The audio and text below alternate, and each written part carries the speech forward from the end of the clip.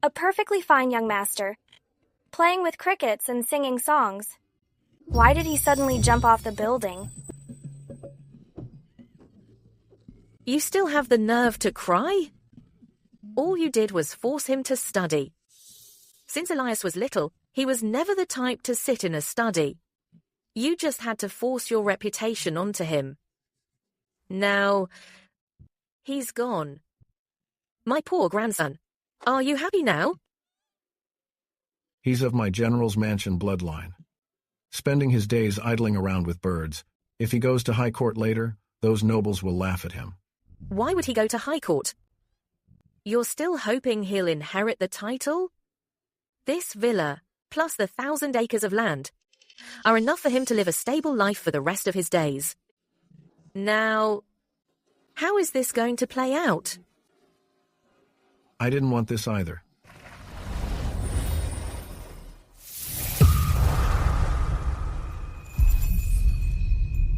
I've transmigrated.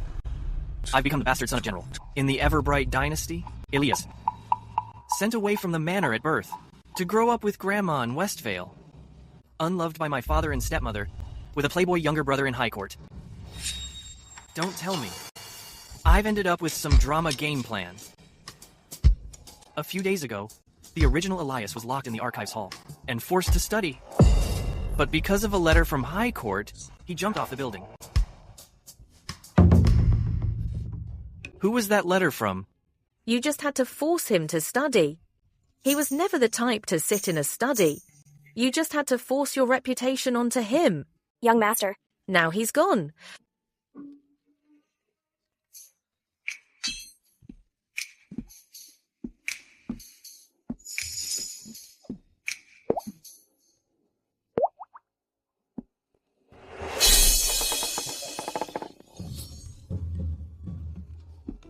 Young master.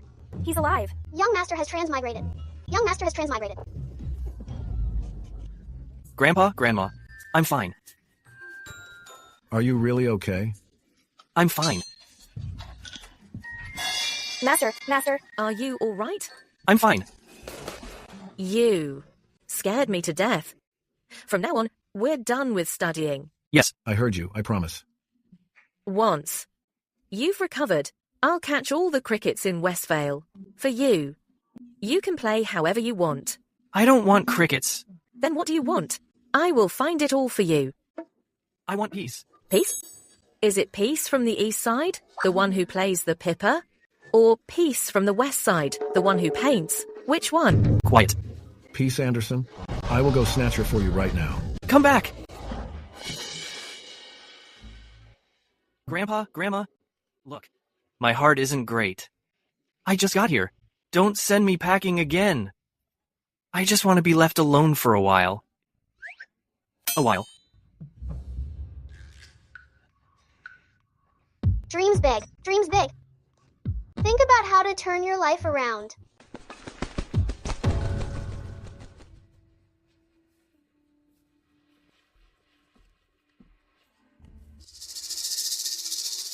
The original Elias jumped, clearly because of that letter from his fiancée in high court.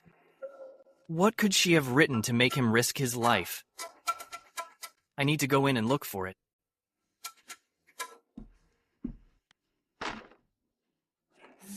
I'll pour you some water. Madame. Why the panic? Don't worry. Madame, it's bad. Young master. He's back in the archives hall. What? Elias? What's he doing back there? Don't tell me. He's trying to end it again? Quick, quick, quick! To the archives hall! Quick! Hold up, wait.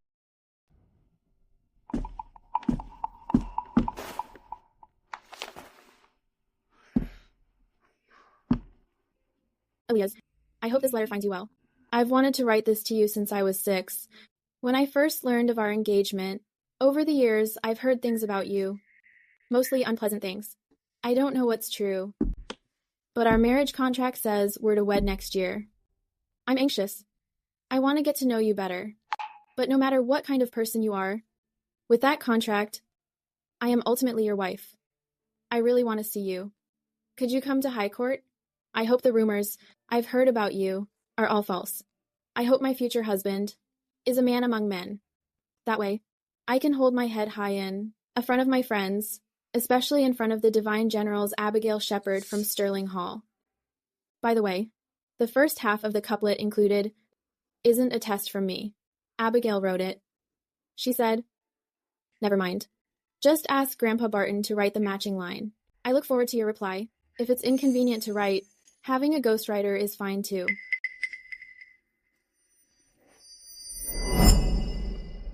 Grace, even if you marry me, you won't be happy.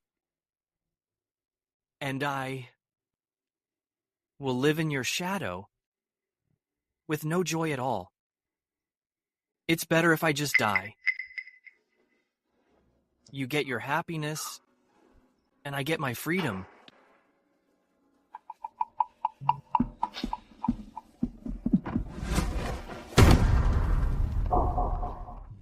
The original guy's fiancée is actually the daughter of a grand scholar, and one of the 4 beauties of Everbright.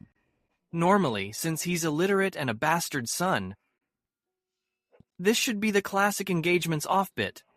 He jumped because he couldn't take it. Unexpectedly, she didn't mention breaking it off. Instead, she's honoring the engagement. The original guy just got cold feet. He felt he was out of her league, and tried to give her freedom by jumping.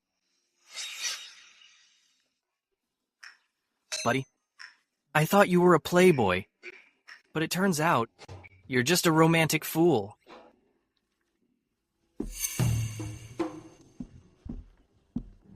The green water has no worries, yet ripples in the wind. The letter says, his fiancée's bestie forced this line on him. She clearly wants him to back down. Too bad, she ran into me. I won't let you have your way.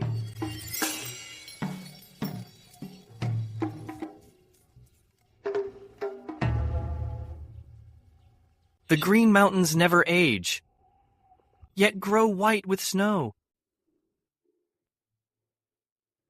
Grace, wake up. That Elias is a bastard son, and he's illiterate. What do you see in him? Do you really want to spend your life stuck with that marriage contract? Tell me, do you think Master Barton didn't give him my letter? I'm talking business here. Are you even listening? I'm listening. Actually, I've already made up my mind. I don't need a husband. In politics or the military. If he's an official, he'll be busy networking. He'd rarely be home. If he's a general, he might die in battle. I don't want to be a widow. If he's illiterate, that's fine. It'll be peaceful.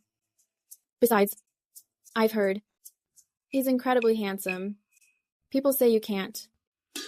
Take your eyes off him. Looking good. I won't put food on the table. What's going on in that head of yours? Are you that boy crazy? Why not? He's yummy. Even if he's good looking, you have nothing in common. You'll talk poetry, and he won't understand. He'll talk about crickets, and you'll be clueless. How is that different from living like a widow? Interests can be nurtured. If he likes crickets, I'll join him. I'll watch too. Maybe I'll end up loving crickets too. Unbelievable. Come back, come back. Since we have nothing to do, come with me to Southmere. Wait, you're actually going to see him? Master Martin from the Kingdom of Sinclair is taking his disciples to the Pine Haven Peaks Literary Meet next fall. They're touring Southmere again. My grandfather asked me to go welcome them. I also want to go to Westvale to see him for myself. Grace is too naive. She doesn't know how wicked people can be. Elias must be a total scumbag. It's good I'm going along to help her see the truth. And drop these fantasies. Fine. I'll go with you. I knew you were the best to me. Miss Barton, look. Young master, he's right there. Say that again. Lately, Elias hasn't been fighting crickets or listening to music. Instead, he's exercising every day and even going to the library to read. Yes, madam. I saw young master with a book yesterday. Completely absorbed. Compared to before. He's literally a different person. Could it be? He knows he's a bastard son. So he's been faking being a brat? After that fall, he must have come around and decided to be productive. I don't care if he's come around or changed. As long as he doesn't try to kill himself again. Peace is all that matters. Let's go. So, should he keep studying? Enough already. Let's go.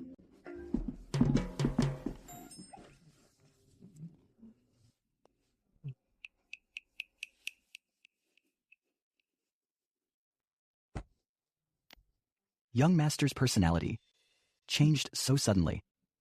I don't know if it's a blessing or a curse, but it's good that he's being productive. I'll get someone to protect him. I think what the teacher said, I still don't quite get it. I got it. I finally solved one. Young Master, we're at Westvale Academy.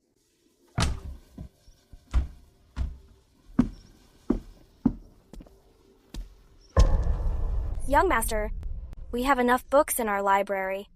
Why come to the academy? The books at home are too shallow. This academy has a 1,000-year history. It covers Everbright's hundreds of years of history. Perfect. For me to understand how the world works. He barely knows his ABCs. Yet he thinks our books are shallow. Young master's skin is getting thicker and thicker.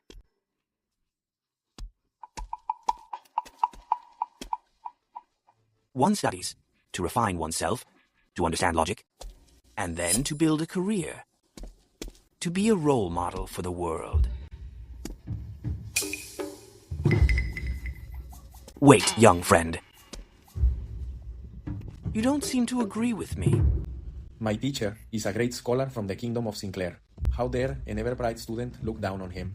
I want to hear what nonsense you have. Why are you being like this? Sir, I didn't mean to look down on you. I just think what you said was a little bit shallow. Studying, there's nothing wrong with doing it for yourself. But one must put the country first. One should study for the rise of the nation. Actually, sometimes personal achievements aren't that important. Yeah, that's true. He has a point. Study for the rise of the nation. Such spirit. I wonder, who is your teacher? I'm a student of Riverside Academy's Master Benjami. So, you're that old ghost Benjami's apprentice. No wonder. You have such vision. Come. Let's go see him. Wait, do you guys know each other? Let's go. Grace, I really didn't leak anything. It's Ryan Merton. He somehow found out you were coming. He insisted on following. Don't be mad. I'm not mad. I know it wasn't you. It's just that a perfectly good day is about to be ruined by these two guys. Miss Grace? Regarding status, rank, or wealth, how am I not better than Elias? Why cling to that old engagement? Indeed. Grace, this Mr. Merton is the leader of High Court's Elite Six. He's also highly favored by Prince Dean. Elias is not even fit to carry his shoes. You should think this through. There's no need. Matchmaker's word and parental command. I must obey. I don't like crowds, so I'll head to the archives hall to read. You two, suit yourselves. Let's go.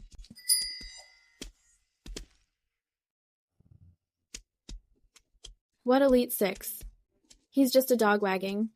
It's tail for Prince Dean. And they want to force me to break off the engagement. Prince Dean is powerful now. Once he enters the Eastern Palace, if someone hears this, you and the Ellington family will take the hit. I know. By the way, I heard many scholars from the Kingdom of Sinclair came today. Aren't you going to see them? Go if you want. You don't have to drag me along.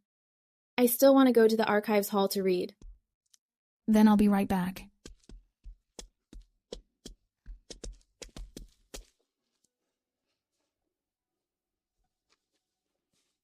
So I'm very close to him. Don't worry. Isn't that Elias? Why is he walking with Master Martin? And they're walking so close together. This Elias. He's Elias? Why? Is he so different from the rumors? Greetings, Master. I intended to read in the archives hall, but on the way, I ran into this gentleman. He seems to be an acquaintance of yours. Good, good. Benjamin, you really know how to hide your light. To have produced such an insightful student. You flatter me. I wondered which student was so insightful. It turns out to be the illiterate Elias. What? Are you playing tricks to fool people at our academy? You're truly shameless. This fellow looks a bit dim. Do you have a problem with me? What if I do? You're a fraud, with no talent at all. Don't be rude. Master, everyone knows about Elias jumping off the building. He just wanted to die here. Elias, if you want to die, stay gone. Don't enter our academy. If I humiliate Elias in public and make him break off the engagement, Mr. Merton will surely help me join Prince Dean's side. Hey, why are you hitting him? Why are you hitting people? Why start a fight immediately? What a lack of home training. Against the rules, is it? Elias, how dare you hurt someone? Do you have any respect for the... Elias, you're too impulsive.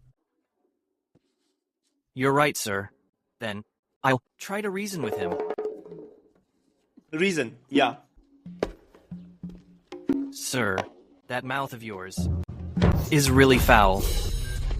You? Elias. It's really foul. Stop hitting him. Let me tell you something. I don't care whose goon you are. If you keep running that filthy mouth of yours, I'll beat you until your own mother doesn't recognize you. Do you hear me? I hear you. I heard. The Madam of the Grand General's manor doesn't like him. Could it be? He was hiding his talent all along? How lawless guards seize him.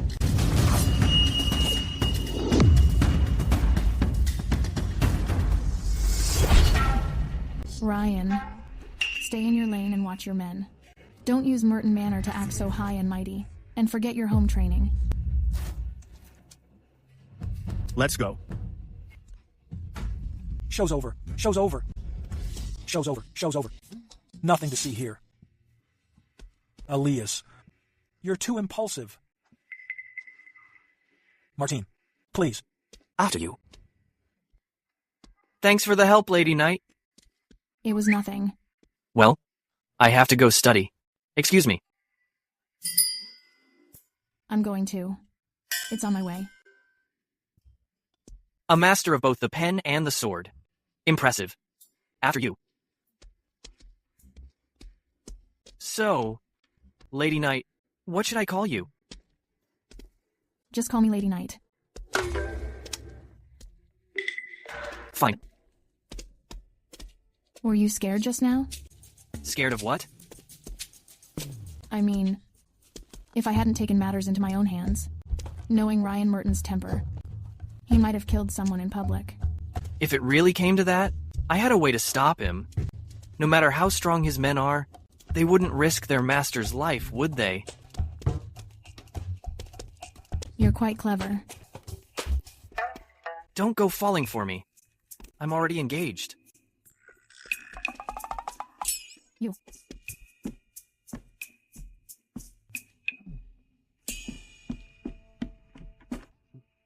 I'm telling you, my future husband has to be a Grand General. What's so great about a Grand General?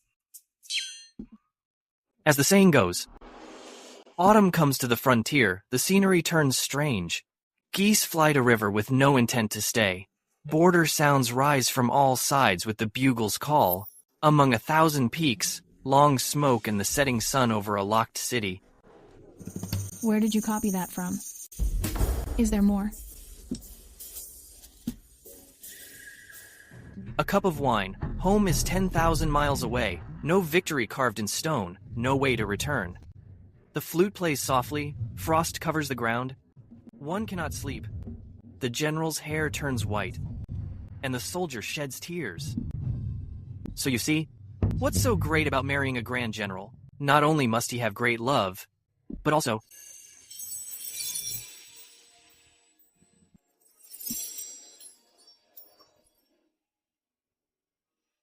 The poem you recited is moving. May I ask, sir, your name? I'm surnamed Barton. My given name is Elias.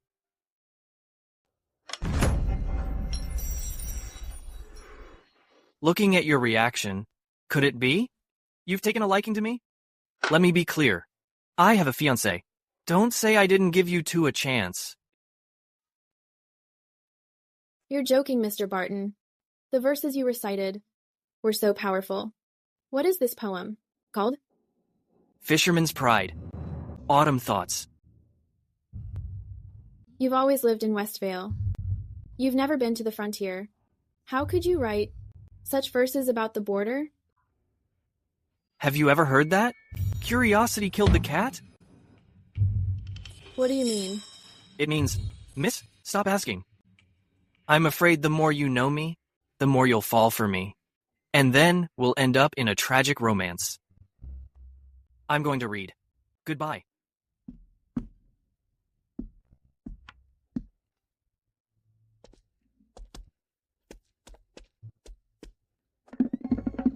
I'm so happy. Why are you hitting me? He's Elias, my fiancé. It seems those rumors were just a distraction. He's not just handsome, he's talented too. Just based on Fisherman's Pride, his talent is through the roof. This is great. If you're happy, you hit me. What's up with hitting you once? Hitting you once won't make them smaller.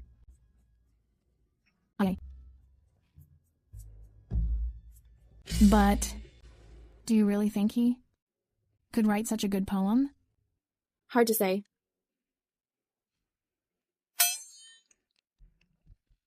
Grace, please don't be such a fangirl. Get a grape. And just now, he almost offended Ryan big time. What happened? Tell me about it. It's like this. I'll tell you the details.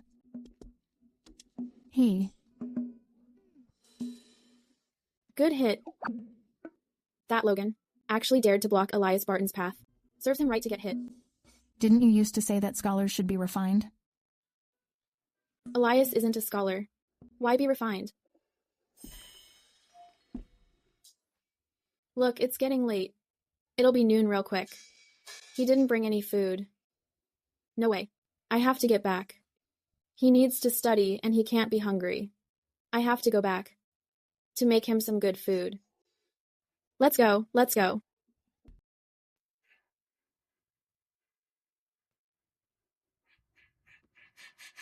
Martin, since you've brought the Kingdom of Sinclair scholars to Westvale, why not? Have a friendly exchange? Benjamin, what kind of exchange do you have in mind? Following the rules of the Pine Haven Peaks Literary Assembly, we shall host a Westvale Literary Assembly. Similarly, there will be 3 rounds: poetry, couplets, and rhythmic prose. I'll have to trouble you to personally set the topics. The submissions will be evaluated by the Academy's professors. How does that sound? Very well. However, since Elias is your disciple, why is it rumored that he is illiterate? To be honest, Martin, I only taught him for 3 years. When he was 9, I only managed to teach him 13 words. What? I felt I had failed my duty, so I left him. How many words he knows now, I do not know. As for literature, he likely knows nothing at all. But what I saw today was different. Earlier, I ran into him in front of the academy. One doesn't study just for oneself. Rather, One should put the nation first. One should study for the rise of the nation. If he lacked talent, how could he say such a thing so casually? If he were illiterate, how could he enter the archives hall?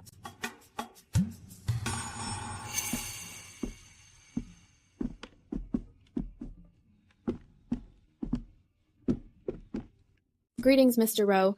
Mr. Reeves. Grace, while you were in the hall, did you see a young man? Sir, are you referring to Elias? Was he really reading in the archives hall? He even recited a poem. I have transcribed it here. Please take a look, sirs. What kind of poem is it? Let me see it quickly.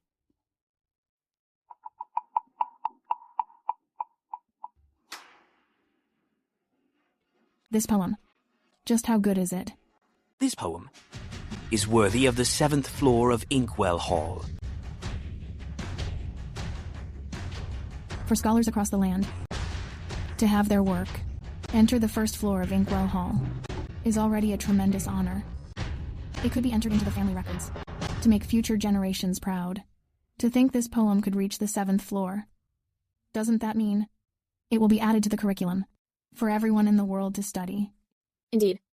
I've heard that. In 500 years, the 7th floor only contains 18 pieces. Mr. Reeves has a poem on the 7th floor. That's why all the great scholars look to Mr. Reeves as their leader. If Elias's poem is worthy of the 7th floor, doesn't that mean Elias's talent is on par with Mr. Reeves's? Impossible.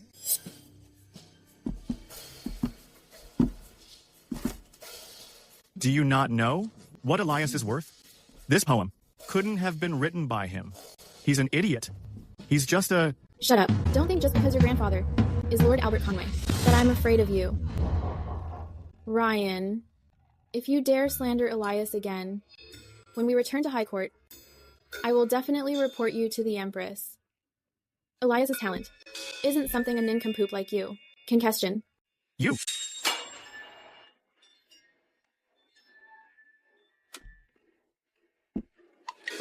Sir, if you want to know Elias's level of learning, it's not difficult. Just have him stay here for a few days. First, it will be convenient for him to visit the hall. Second, regarding the 3-round competition, even if he doesn't attend in person, he can still provide his answers. I see. I'm heading to Archives Hall.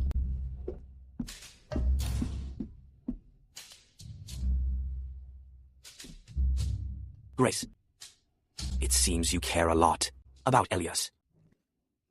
To be honest, Mr. Reeves, Elias is my fiancé. What?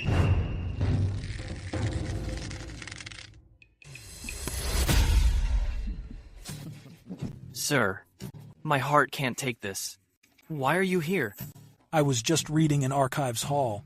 As your teacher, it's only natural for me to check in. Pardon my behavior, sir. You're very gifted. In front of me all those years ago, why did you play dumb? Sir, actually, I had no choice. I was worried about the first wife at the garrison.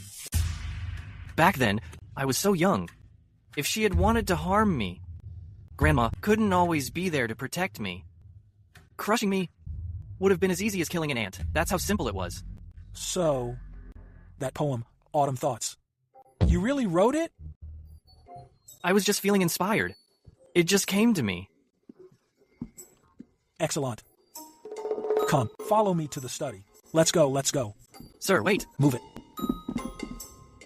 It figures that old fool Jonathan Barton would have such good luck. Marrying a woman as remarkable as Evelyn, and now having a grandson with such talent. I'm glad you're facing this engagement head-on and staying true to yourself. I'm truly proud of you. In life, being this clear-headed is the only way to live without regrets. Grandpa Martin, I feel the same way. It's just that Elias, he probably doesn't know yet that I'm his fiancé. Master Benjami has been gone for a while. I wonder, Elias. I will be down for staying here for a bit. Hurry up and get here. Sir, what are you doing? If you have something to say, just say it.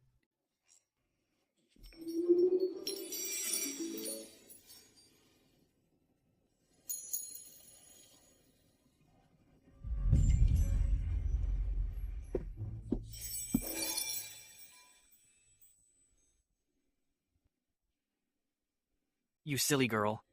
If I hadn't seen the paper you left on the desk, I wouldn't have known you were here.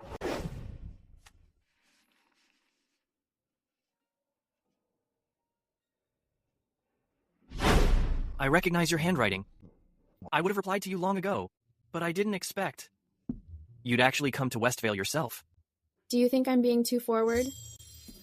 Forward? Not at all. I'm more than happy you're here. Everyone.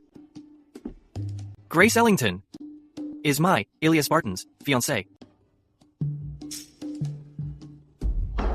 She's his fiancée? Fiancé. Sir? My fiancée and I still have things to discuss. We'll be taking our leave now. Let's go. Wonderful. Simply wonderful. Back in the day, if I had such courage, I wouldn't have ended up in the kingdom of Sinclair. Some things, if you don't do them, you miss out. Some people, once you miss them, it's for a lifetime. They're out. They're out. She's so beautiful. What a perfect couple. Look, Look at them. Look at this couple. there they go. Really nice. When did you arrive? Yesterday evening. Since you never replied, I was worried.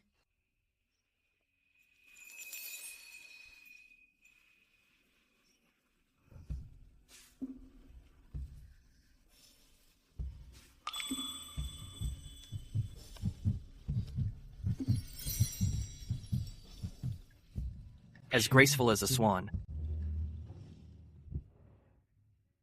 With a wife like this, what more could I ask for? Who's your wife? We aren't married yet. We'll do it by the end of the year.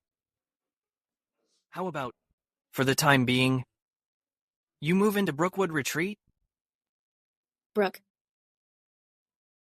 That's probably not a good idea. Besides, I came here with Abigail. I can't just leave her by herself. Abigail? That lady knight? That's fine. Brookwood Retreat is spacious. Having her there is fine. Well, after the Westvale Literary Gathering this evening, when the competition is over, we'll head over. I won't join the competition. I'll wait for you at Archives Hall. If you're not going, I'm not going either. I'll stay and read with you. Oh, right. From now on, make sure you keep this veil on. I'm jealous if anyone else gets even a peek. Kiss, kiss, kiss, kiss, kiss, kiss, kiss, kiss. The next part can't be broadcast. The next part can't be broadcast.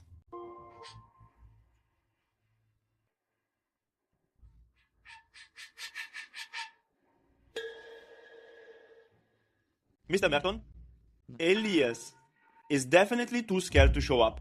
That poem must have been copied from home. Now everyone knows he wrote a great poem. If he doesn't pull up, we'll bring people and force him out. That way, we can expose him as a fraud. And in front of Grace, he'll be completely humiliated. Maybe we can even force him to jump off the building again. If he won't jump, then I'll make him jump into the river. The scholars from the kingdom of Sinclair have arrived.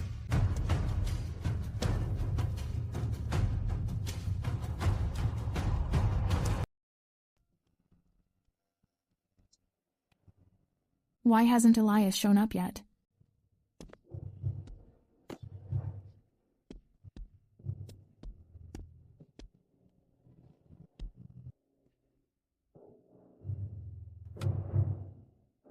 Where is Elias? Could he be? Reading in the archives hall and lost track of time? I already invited him, but he said he isn't coming. It seems he has no interest in this. It looks like that poem wasn't written by him. Otherwise, why would he be so indifferent to a literary gathering? Since that's the case, let's get started. After you. Everyone. Today I have brought the students from the Kingdom of Sinclair to compete with the students of West Vale. The first challenge today is a couplet competition. The first line is, how can there be time for rest? Youth, adulthood, and old age strive at all times. Time is limited to the burning of one incense stick. Please provide the second line. Begin.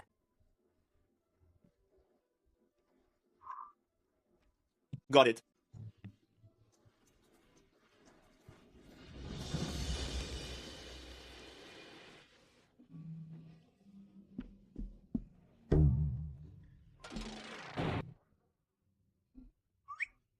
Grace? What are you doing here?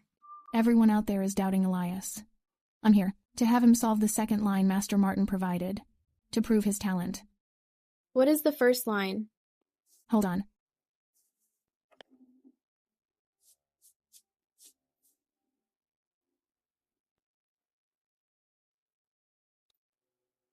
This couplet is actually quite difficult. This is the perfect time to test your fiancé's true ability. What's there to test? I'll solve it, and you can give it to Master Martin. It's the same thing. That works?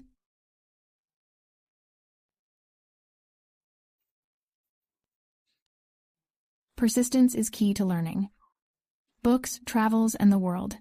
Each must be experienced firsthand. There. Take this to Master Chen. Wait, aren't you going to take this chance? To see what your fiancé is capable of. He needs to study. He doesn't have time for this. Even if you don't have the time, you have to make some. We should take this chance to shut those people up. Why are you writing it yourself? I know how talented he is, and that's enough for me. I'll ghostwrite it for him. It'll stop the rumors just the same. This couplet, he gets it, is hard. But I've solved it. Giving it to Master Martin won't disrespect his test. It's because it's hard that we can see his true skill. You did it in 10 seconds. If he's really that talented, 5 minutes should be plenty. It won't keep him from his books.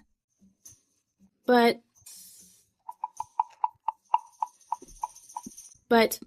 You two. Grace? It takes an hour to get to Brookwood Retreat. How about we pack up and move there today?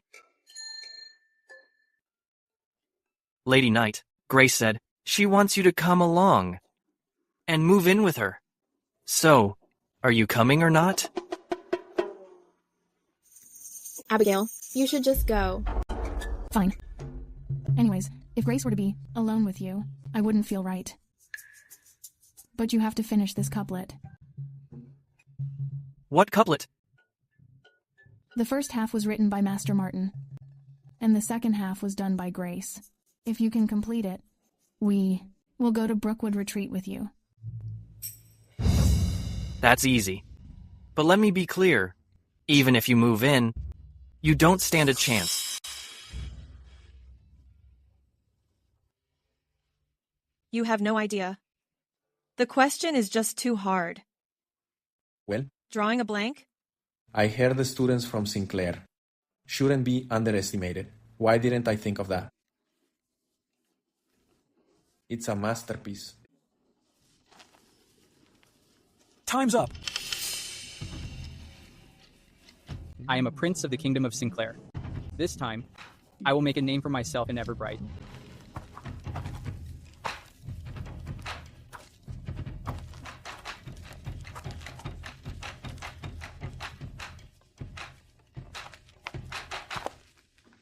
I am the eldest grandson of Merton Manor, Ryan Merton. Greetings, Your Highness. No need for formalities. At this gathering, We are all just students, regardless of status. Jude is a prince of Sinclair. Befriending him will surely help Prince Dean succeed. You're right, Your Highness. I heard. Master Martin was your teacher, and you've learned well from him. First place will definitely be yours. Everbright is full of talent.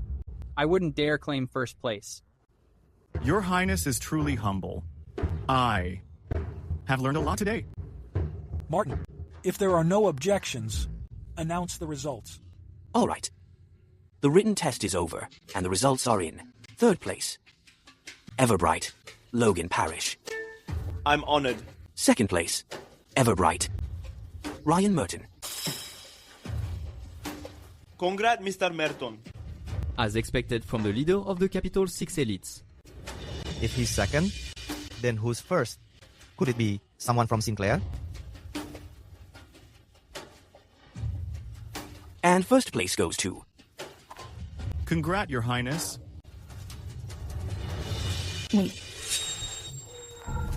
The winning couplet is... Miss Shepard, don't be ridiculous. Mr. Rove, I'm not being ridiculous. This is couplet written by Grace and Elias. Take a look. Could it be that Elias is in first place? Elias? Your Highness may not know, but Elias is the bastard son of the General's estate. He's known as the village idiot in Westvale, but one day he jumped off a building. Suddenly, his brain started working. He wrote a poem worthy of the 7th floor of Inkwell Hall. The couplet Abigail is holding must be his.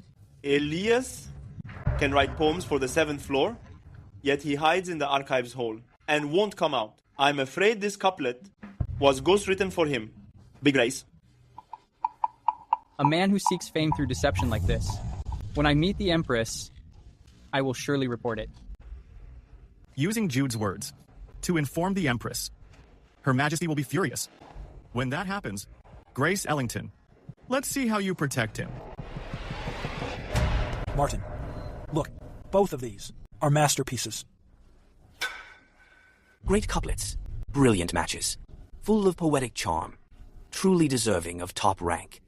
The first one, looking at the handwriting, is Grace's. The other one must be Elias. Yes. Grace only took 10 seconds, while Elias matched it with just one look. What? Martin, well, it's been quite a while now. Is it appropriate? To change the rankings? It took time to bring them from the archives hall. Besides, excellence is excellence.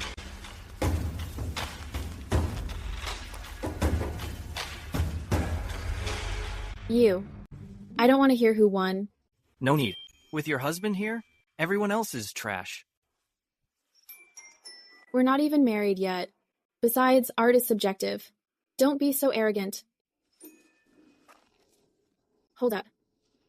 Listen. Everyone, we've just received 2 excellent couplets. Master Benjami. And I have both approved them, so we are revising the rankings. 2? Could it be? In third place, Jude. Why? But why? In second place, Grace Ellington. Today's winner, from Westvale, Elias. What? Look, you're in first place. I know. What's the point of being first? It's not like I get any cash. On the contrary, these people will just insult you. How? That fool from Brookwood Retreat. Him? Even he can take first place. Did I hear that right? Isn't he practically illiterate? Taking first place? How is that even possible? He must be cheating. I protest. Protest. Protest. Protest. See? No. These people are literally lying through their teeth. I'm going to go prove it for you. There's no need to make my name fine. Think about it this way, honey. If a dog bites you, am I supposed to bite it back? Right? Now that you mention it, it seems I shouldn't bother with them.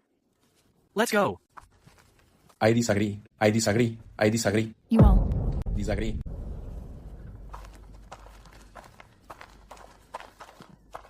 Your Highness.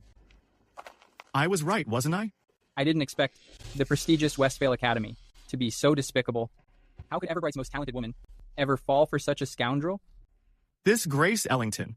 She may be talented, but Elias spends all his time at the pedal parlor. He's a real player. An innocent girl like Grace? How could she resist that scoundrel Elias's sweet-talking? This. First place should have been yours, Your Highness. I heard you're also interested in Grace. How about this? I'll find a way to lure Elias away, Your Highness. You can have a proper talk with Grace. About Grace? Whether she can see Elias for who he really is, that will depend on your own skills. My thanks, Mr. Merton. It's my pleasure. I disagree. Disagree. Disagree. Mr. Merton, aren't you interested in Grace Ellington? Why? Are you just giving her up? Who does Grace think she is? He is a prince of the kingdom of Sinclair. If we help him succeed, when Prince Dean takes over, won't we have another ally in the kingdom of Sinclair? Brilliant. Silence, all of you. If you all have any doubts, then take a look at how this second line was composed.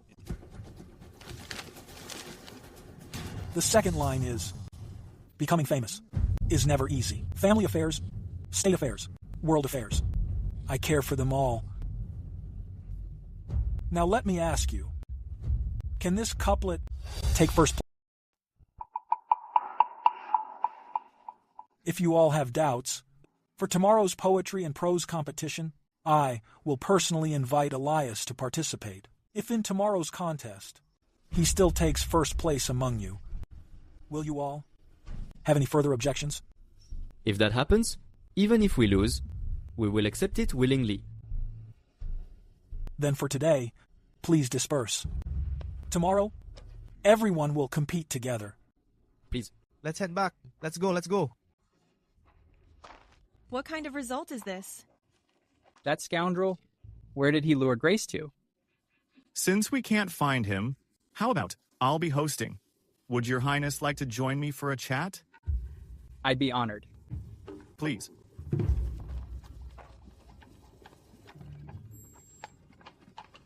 They all think you cheated. And just like that, you're leaving. When the world slanders me, insults me, or bullies me, just let them, endure them, tolerate them, and ignore them. In a few years, you will see what becomes of them. Young master, we're here.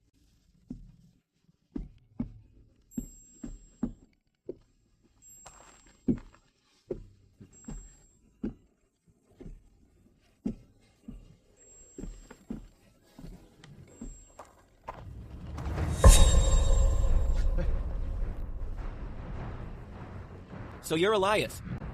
Who are you? I am from Wuji Temple, Master Arthur's last disciple.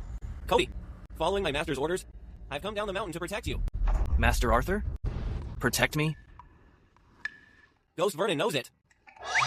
Ghost Vernon? Vernon, your name is so cool. It was just a random nickname from my youth. Master Arthur is quite considerate, sending his last disciple here. From now on, when the young master goes out, Cody will follow you. He's very strong. I can take on 30 people. Like you. That's not that impressive. What about someone like her? On a full stomach. I can take 10 of her. Then I can also take on 30. People like him. Women shouldn't be fighting. Staying home to do needlework and pop out a baby is what you should be doing. You priest is talking big. I will show you today that women can do more than pop out a baby. I can still kill. Wait. What? Afraid to fight? No. I don't fight women. Besides, I've been walking for 3 days and nights. No food or water. I need to eat.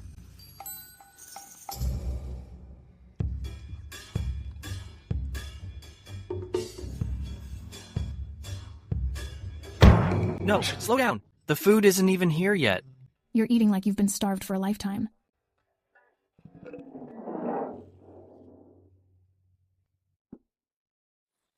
Where do I sleep? No rush. Holly will get you sorted later. It's urgent. I'm exhausted right now. No. You're here to protect me. I haven't even gone to bed yet and you're going to sleep first? Is that appropriate? Vernon is here. He's an expert too. You don't need my protection here. I'm an expert too. You? No. You. You're full now, aren't you? If you're so tough, come spar with me. My sword is only for killing. Then let's see. If I kill you first. Or you kill me. No, I don't kill women. You.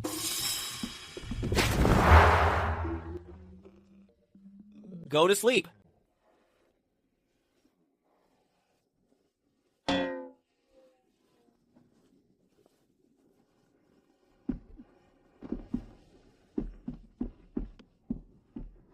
Young Master, Master Benjamin and Martin Reeves are outside. They want to see you. Fine. Hurry, follow me, and let's go see them. Let's go. Let's go.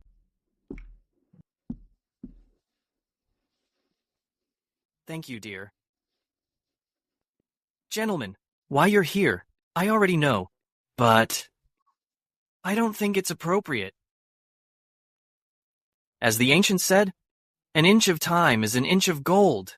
If I go tomorrow to join their competition, how much silver would my wasted time be worth? You can actually calculate it that way? He has the audacity to say that. Do you expect these two gentlemen to pay? To buy your time? Elias, you need silver? I do. I really need the money, Master. My wedding is coming up real quick. I'm just a bastard son from the General's manor. I have no one to rely on. I can't let my Grace marry me, only to suffer, right? Yes, you're right. You have nothing to prove, and no obligation to join tomorrow's competition. But Benjamin has already promised the students. It's hard to go back on his word now. How about this? Tomorrow morning is poetry, and the afternoon is prose. If you take first place, I'll give you 1,000 pieces of silver. How's that? That's not right. It's not right at all. Not right. For something like this, shouldn't the person who doubts me be the one to pay? Don't you think? Elias, do you mean?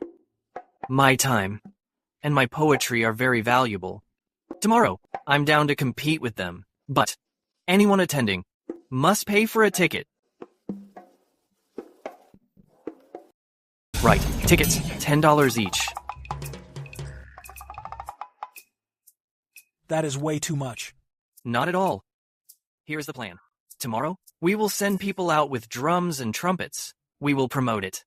Say that the bastard son of Brookwood Retreat is going to take on the delegation from the Kingdom of Sinclair alone, along with the students from the Academy. By then, those wealthy neighbors and local gentry will definitely come to watch. We will just set out some stools right at the entrance and charge admission. That includes the students. If they want to come in, they have to pay. Of course, for those students from poor families who are hardworking and studious, we will refund them later. As for the rest of the profit, I will split it 50-50 with the Academy. What do you think? Is that even allowed? Wouldn't that be unrefined? My silly wife, knowledge is only valuable once it is monetized. Think about it. Getting a promotion or making a fortune, aren't those just ways to monetize? Besides, this is all for your wedding gifts. In that case, I will go back and discuss it with Martin. Right. Okay. What about your grandmother? My grandma? Martin Reeves. You old geezer. How dare you come to my retreat? Grandpa, come here. Why did you drink so much again? Gavin, nice to meet you. I am fine. Just tipsy. I can still drink another 3 bottles. Martin, I am more handsome than you, and I can outdrink you. You just happen to have a pretty face. Otherwise, why would Evelyn have chosen you back then? Just be happy with that. You old geezer, you never quit. Grandpa, he is a guest. What are you doing? I know. My dear grandson, you are impressive. You brought your wife home. You even brought two. About that Commandery Princess Abigail Shepherd. Does your grandfather approve? It is fine. As for you two, your wedding night is too precious to waste. Go to sleep already. But... Eve, Rose.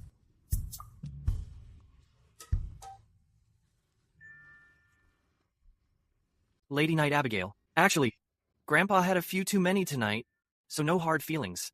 Don't worry. I'm not that petty. But it sounds like your grandpa, Mr. Reeves, and your grandma, when the three of them were young, it seems... I heard my dad mention it. Back then, Mr. Reeves and Grandpa were classmates. When Grandma Ruoyun was young, she was a top-tier warrior. She traveled the world with her sword, looking for a scholar to marry. Then the three of them met. No wonder Grandpa Martin suddenly asked about Grandma. And then, Grandpa Martin lost. Mr. Reeves was more talented, but he lost because of his looks. So he left for the kingdom of Sinclair. It's not like you can live on good looks.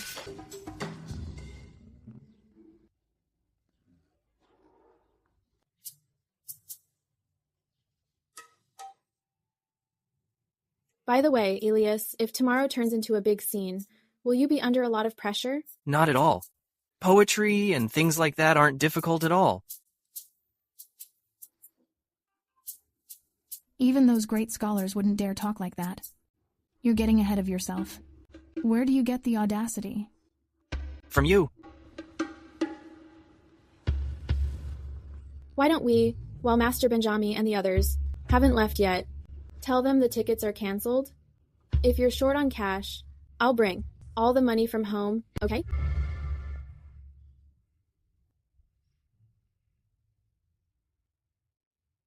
Grace. Actually, regardless of the tickets, I need to prove myself in front of the students from Riverside and the Kingdom of Sinclair. If I suddenly take first place, they'll definitely be upset. Otherwise, Master Benjami and Master Martin wouldn't have come by so late. Master Benjami and Master Martin, they can't explain to them why I came in first.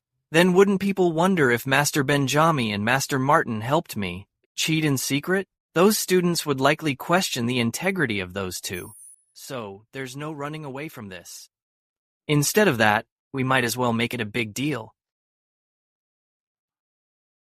How sure are you? 100%.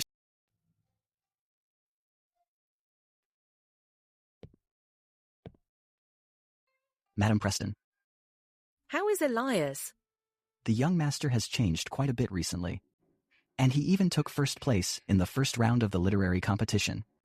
Mr. Reeves and Master Benjami both speak very highly of the young master. It seems that for the past few years, he has been hiding his talents. He's suddenly come around after the fall. I'm not sure if that's a good or bad thing. In my opinion, this is actually a good thing. Tonight, Mr. Reeves and Master Benjami came over again. The old master walked in on us after coming home from drinking. Right in front of the young master, he said some foolish things. That shameless old man. Actually, the old master didn't say anything too out of line. It's just that the young master is growing up and becoming more handsome and looking more and more like his mother. I'm worried that some things are becoming harder to keep hidden. In this world, there's no such thing as a secret that stays buried. Over the last 2 years, another restaurant has opened in Westvale City, along with a tea house, and also a club. They're all old Ghost's people. He hasn't kept our old agreement. I don't know if he's worried. Or if he has an ulterior motive. The news of Elias's death has spread throughout the city. There's no way to hide this from Old Ghost. Maybe. He's even crawling out of that coffin house. So, I've asked Master Arthur's last disciple to come and protect the young master. After all, I'm getting old. And I have these old injuries. If Old Ghost really sends someone, I won't be able to protect the young master. Those are all external things. External things are unpredictable. The most important thing is to be strong yourself. Go to Serenity Abbey. Find Elias a training manual that suits him. Fine. I'll head out tomorrow. I'm going to High Court. Over the years, the thing we've been doing for Elias needs to be even more discreet. I'll let him know. After I get back, by the way, I'll go to that coffin house and ask Old Ghost what exactly he's trying to do.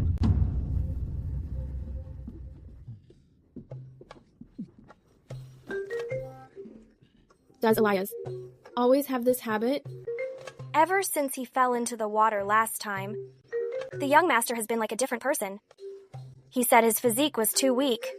The old master was quite worried at the time. Looking at it now, The young master was probably right. The young master's spirit and health are both much better than before.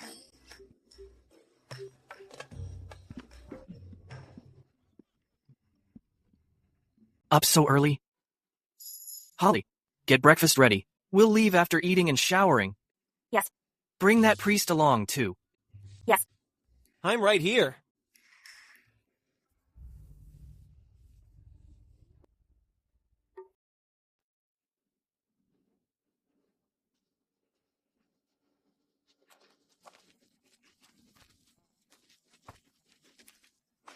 What is he doing here? Why is he here again? What are you doing? Alias, oh my, I really admire you. You should. Now get out of my way. I don't have time for your load of crap. What's the rush? You're going to lose anyways. Maybe he's looking for Master Martin to ask about today's question, then have Grace solve it for him, just to claim it as his own?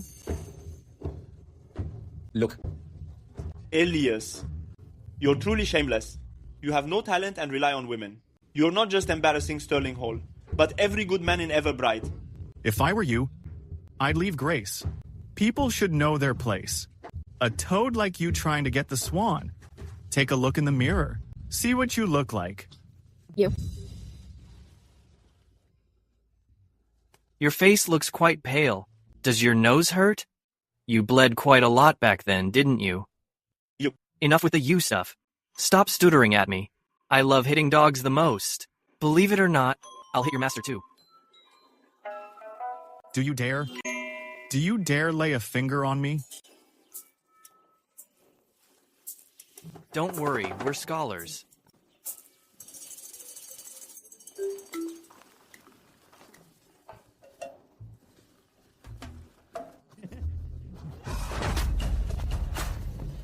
The time to test you has come.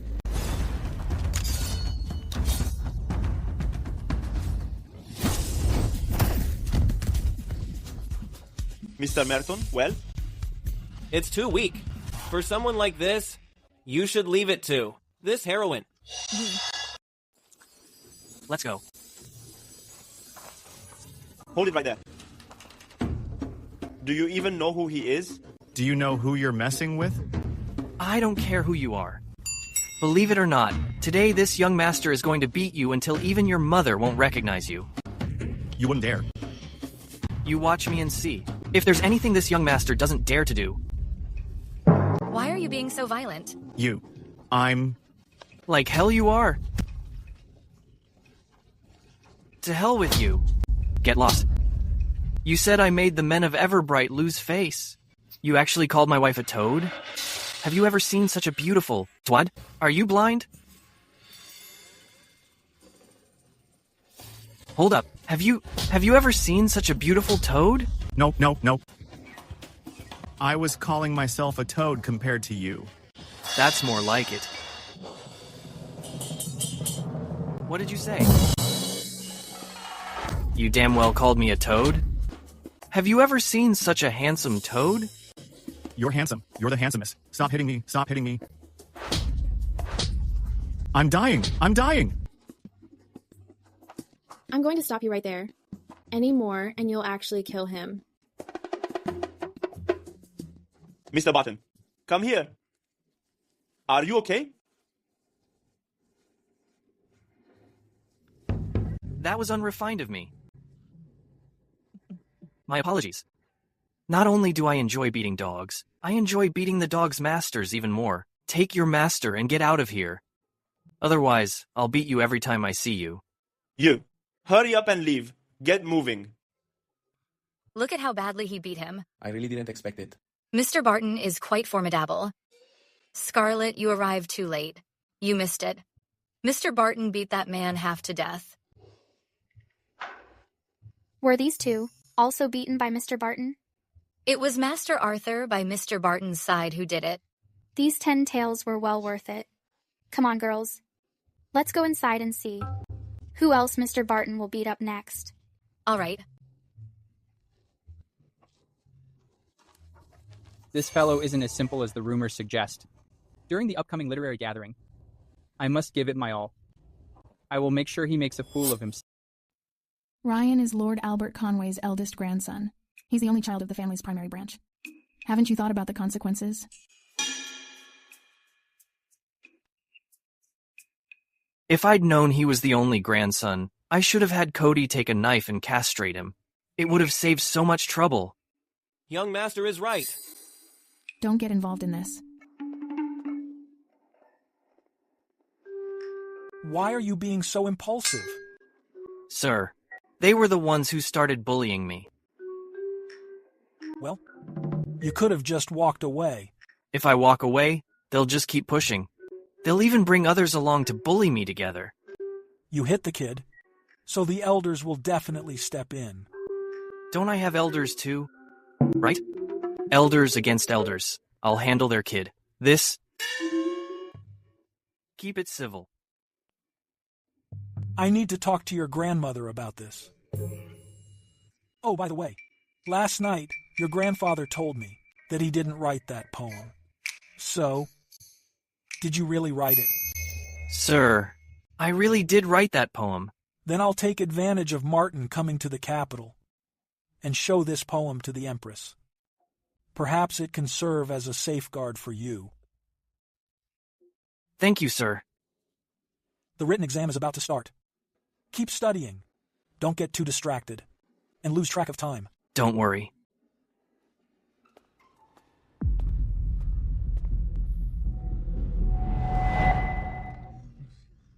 Exactly. I heard Mr. Barton is handsome and talented. If he wins. What if he wins, miss? If he wins, I'll invite him to be my special guest.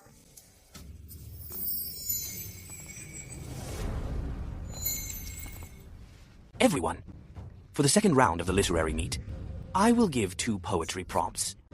You have half an hour. Students will come up and recite their answers. They'll be judged on the spot. We'll ensure it's fair. Look, it really is him. I wonder what poem he'll come up with. Now, let's welcome the challenger, Elias, to the stage. Time is up. He promised to come. Why hasn't he shown up yet? Sir, the young master said it's too hot. He's staying with Miss Ellington. He won't be coming up just yet. He also said, you should give the prompts first. Let the other students go first. He's afraid if he writes his first, the others won't have the courage to even try. Impressive. Mr. Barton really has quite the personality. Since he's the one who started the challenge, he should be the last one to appear. That's how it always goes in stories. Mr. Barton has really annoyed everyone. It'll be fine if he wins. But if he loses, these students' insults will drown him alive. Miss, if he actually wins, Will you keep your promise? I'm just afraid he won't dare. This guy has quite the ego. I'll wait and see how it'll play. I hereby announce the second round of the literary gathering begins. The theme is longing, and the task is to write a palindromic poem. 5 or 7 characters per line are both acceptable. But how do we solve this? A palindromic poem, well. Martin, isn't this topic too difficult? If it were too simple, it would be a waste of time. Miss, what do you think of this topic? It's very difficult. I still have no clue. Palindromic poetry is not my strength. You're the star here.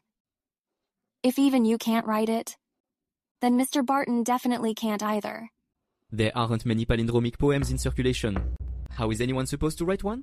I'm afraid we're going to lose this round to the Sinclair delegation. Master Martin, set the topic. They must have prepared for this. Don't you think Elias could do it?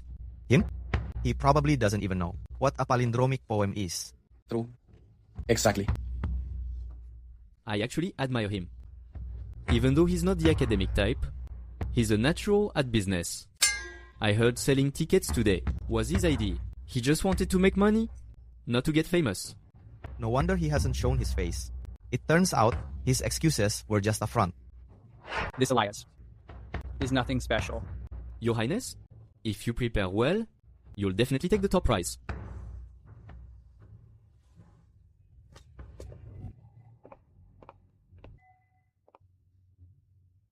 What's the first question? A palindromic poem on the theme of longing. We only have half an hour. Hurry and think. Longing. How could Master Martin choose such an obscure topic? Don't worry about that. We only make money if you figure it out. Here, when you were in High Court, didn't you ever feel a sense of longing? Try to remember it. I'll grind the ink for you. Longing. Heroine, let me do it. Call me Commandery Princess Abigail. Hold up. You can actually write it? What's so hard about it? Just keep grinding the ink. Heroine.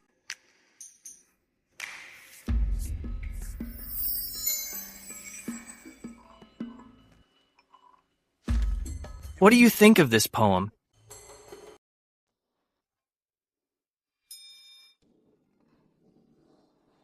This Elias, it figures he's turned into a coward. Isn't this just a scam? I was down for him, but you won't take the stage. Isn't this pure deception?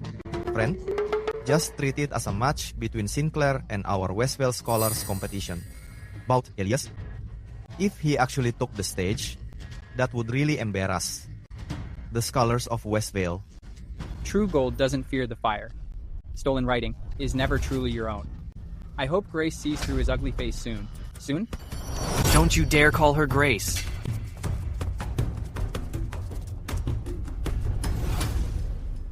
If my face is considered ugly, then you must be roadkill. Mr. Barton has a big mouth, but he gets it. He's much better looking than those Sinclair scholars. You have a good eye. Also, when you see Grace, please call her Miss Ellington or Mrs. Barton. Furthermore, I am the god of literature reborn. There is nothing in this world worth me plagiarizing. Got it? You, the god of literature? Mr. Barton, you should have some self-awareness. Whether you have talent needs no proof from us. Then it seems I must give you a little shock. Everyone, you've been questioning my previous couplets, claiming they weren't mine. So today, I'm going to recite my palindromic poem to clear your doubts. The poem is titled, Spring's Return. Spring's Return. Painted halls hang curtains. Curtains hang in painted halls. Longing binds who binds longing. Flowers play with shadows, shadows play with flowers. Willow threads pull silk, silk pulls willow. Tears cross the waves, waves cross tears. Brows hold deep sorrow, sorrow holds deep brows.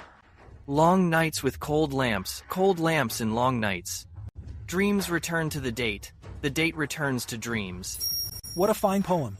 Excellent. Elias, I wondered why you dared to show up. It turns out you have Miss Ellington as your ghostwriter. What do you mean? What do I mean? This poem is titled Spring's Return. It's clearly about a woman missing a man. You don't even understand the meaning, yet you dare claim you wrote it? You're right. This poem was indeed written by Grace. So that couplet from before was also written by a ghostwriter. That's right. After all, I wasn't even there.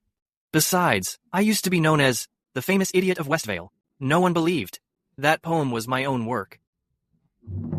You really are a bumbling idiot.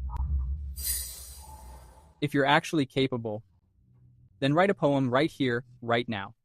Not just me, but all the scholars here will be convinced as well. I'm down. Why don't we make a bet? On what? 10,000 tales. I bet I can compose a palindromic poem today that outshines everyone here. 10,000 tales? That much? That's way too much. A mere 10,000 tales is something I still have. But Elias, you set the terms. If you write it, but it fails to be the best in the room, you still lose. Fine. Elias is being way too confident. Spring's Return is already fine. Now he wants to write another one. To surpass Spring's Return? How is that even possible? Since Elias Barton is willing to bet, he must be certain of success. You have to trust Elias Barton. Elias.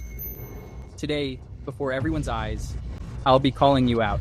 I will let you... Withered eyes gaze at distant peaks across the stream. Among the many passing by, how few are true of heart. The jar is empty. I fear to pour a single cup. Beneath the pen, it's hard to craft a matching verse.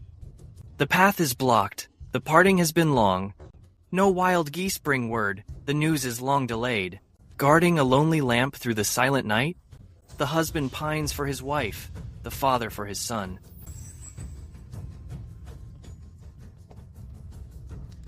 This poem is titled Twofold Longing. Please, everyone, judge it for yourselves.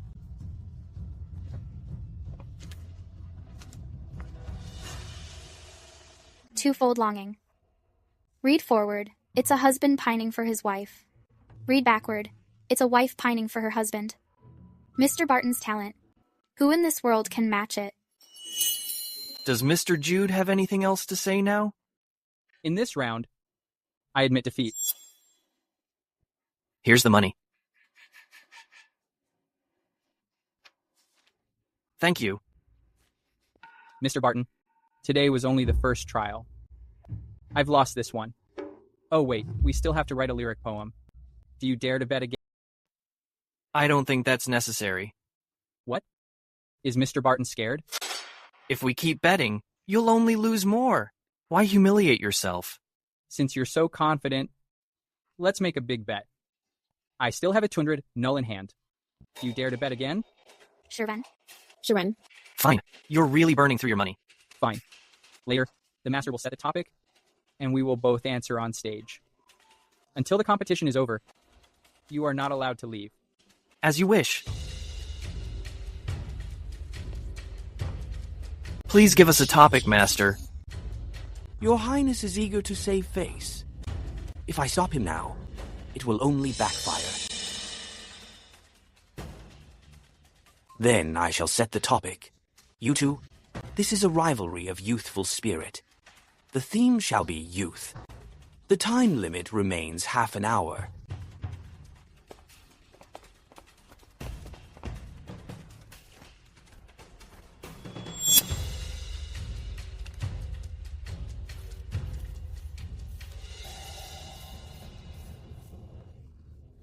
Mr. Barton is so fast.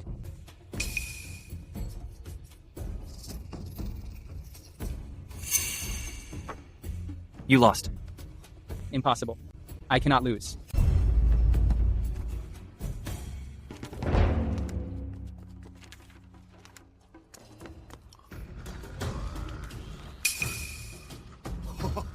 What a poem. What a poem.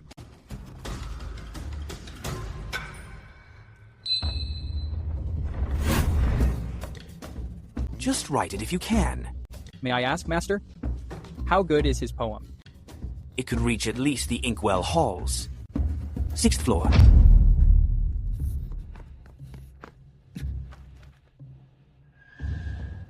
In youth, I knew not the taste of sorrow. I loved to climb high towers. I loved to climb high towers. To write new poems, I forced myself to speak of grief. Now that I've known all the tastes of sorrow, I wish to speak but stop. I wish to speak but stop. Instead, I say, what a cool, lovely autumn. To write new poems, I forced myself to speak of grief. Instead, I say, what a cool, lovely autumn. Evans. Since Elias was born, why Jude?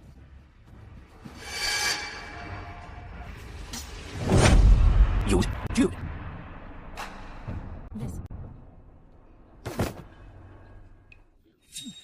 What's up with him? He's furious. He's spitting blood. This is serious. Elias, my name is Scarlet. I'll wait for you at Moonview Pavilion. You have the poems, and I have the wine. It looks like your fiancé will have no shortage of women around him. I believe in Elias Barton. No, Martin, there's still a parallel prose competition. What do you think? Jude has already fainted. Let's end the gathering here. That works too. Congrat Elias for winning twice.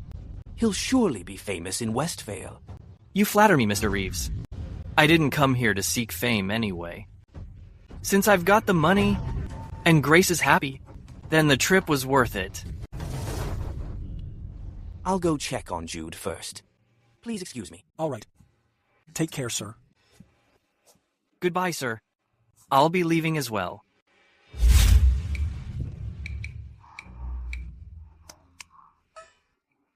Elias, you know how to make ice too? Making ice is nothing. It's so hot. I'll make some cold drinks to cool you down. Holly, is it ready? Coming. Here. It's all set.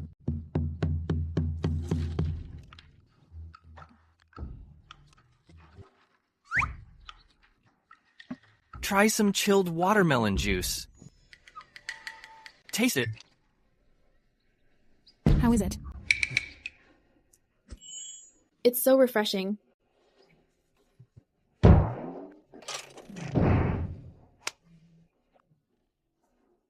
Don't just stand there. Come help yourselves.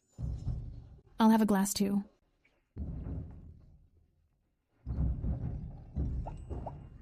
By the way, Elias, how did you learn to make ice? Let me tell you. When I was unconscious after the fall, I dreamed of an old immortal. He's the one who saved me.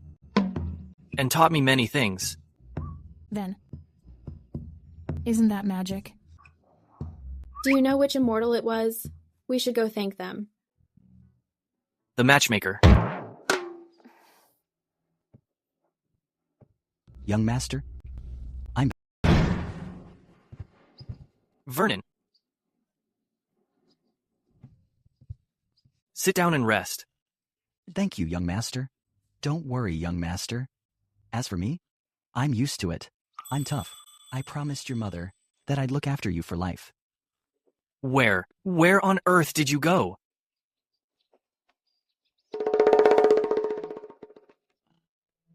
This is a technique from Serenity Abbey in the Kingdom of Sinclair. The madam said it's suitable for your training.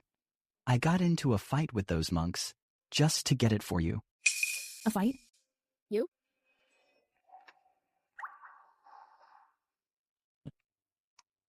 Thanks. Don't mention it, young master. Then why? Didn't my grandmother teach me herself? Why send you to Serenity Abbey for a technique? The madam's skills are great, but her internal style isn't right for you. Forcing it would do more harm than good. I understand. I'll make sure to practice hard. You're brilliant, young master. I'm sure you'll master it in no time. That bastard. How dare he treat me like this? Merton Manor and Prince Dean, they won't let him get away with it. Mr. Merton?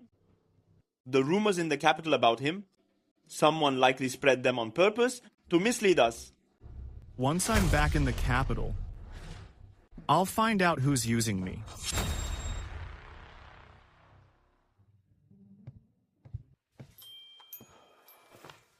Sir.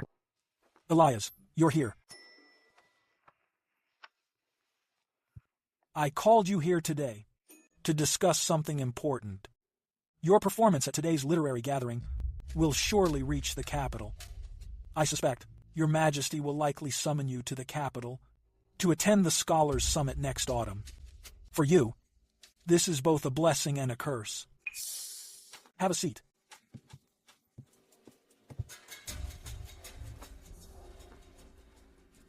You hit Ryan. Merton Manor won't let it slide. The First Lady of Suncrest Garrison won't tolerate you either. As your teacher, I'm truly worried about you. So, what do you suggest, sir? I plan to recommend you for office as the headmaster. I don't know what rank Your Majesty will grant you. Entering the capital with an official title is safer than going as a commoner. As for your future success, that will depend on your own abilities. The position of successor is currently vacant. 3 princes are fighting for the succession. The competition is fierce.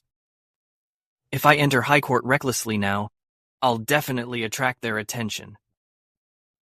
But I know nothing about them. Please advise me, Master Charles. Your Majesty has 3 sons. Prince Patrick left High Court long ago.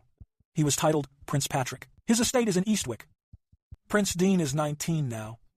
He should have left the city with a title, but Your Majesty seems to have no such intention. As for Prince Micah, he isn't the son of the late Emperor. Prince Micah was born after Your Majesty, returned from the campaign in the north. The late Emperor had already passed away by then. No. Then who is Prince Micah's biological father? Your Majesty has 12 consorts. No one knows who it is yet. Then what do you think, Master? Of these 3 princes, who will eventually become the heir? Lord Franklin Hyde's faction supports Prince Patrick. Lord Albert Conway's faction supports Prince Dean. As for Prince Micah, his birth means he's destined to never take the throne. About who wins, no one knows right now. But I heard Your Majesty has another son. It's just that back then, the situation in the palace was critical. After the child was born, he was sent out of the palace. His whereabouts are still unknown. Counting the years, he should be the 3rd prince.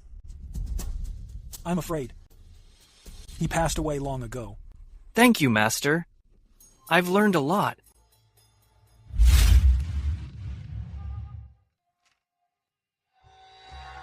You old bag, aren't you desperate for talent? He's totally the most suitable person for internal affairs I've ever seen. He hid his talent for years, without showing a single flaw. He'll definitely catch His Majesty's eye, and be recruited by the civil official faction. If you don't move fast, I'm afraid someone else will snatch him.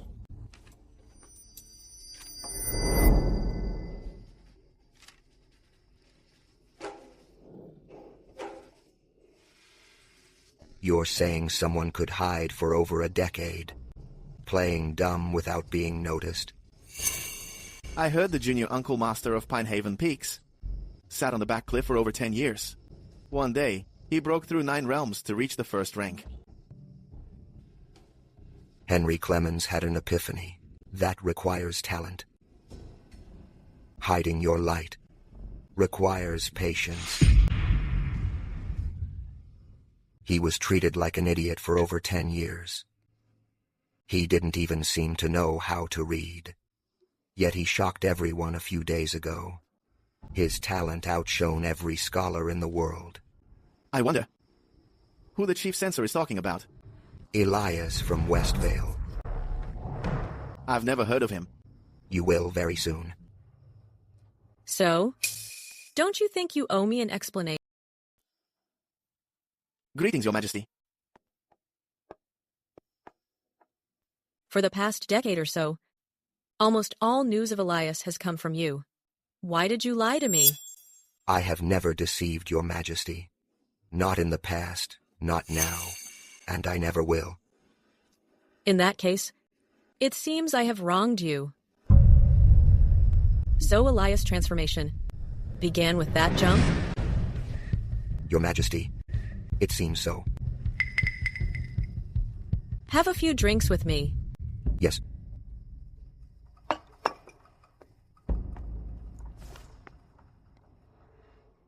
I remember the first time I drank with you was... In the first year of Changle. Yes, the first year of Changle. Back then, I had just entered the palace as a palace maid, lonely and without support. I was also alone back then. His Majesty was passing by under the moon, and saw me drinking here alone. I remember now. You invited me to join you and poured the wine. Your leg wasn't broken back then. Others already called you Old Ghost, but I found it endearing. I came often after that, simply because there were things I could only tell you. I am grateful for your Majesty's trust. Can I still trust you? I am, as I have always been. You've worked hard all these years. I don't deserve such praise. It's what I should do.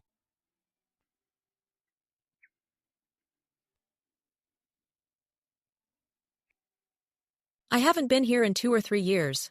Coming here to drink tonight. You should understand my other intention. I had promised him that Elias would live a quiet life in Westvale. But his sudden rise to fame this time has put me in a difficult position. E4, 1. I'm happy to see his transformation. Your Majesty, even though you gave your promise, there is no wall that doesn't leak. The past will come to light sooner or later. Those people haven't moved in over a decade, because you and Evelyn were there. But what about the future? That's why I believe, if you still value our old bond, you should let Elias come to the capital to take over my gig. In the future, no matter who takes the throne, no one will dare touch him. You're right. Just like how? Even I cannot put you to death. So, regarding Elias coming to the capital to take over the Internal Affairs Office, Your Majesty has agreed? I will think about it.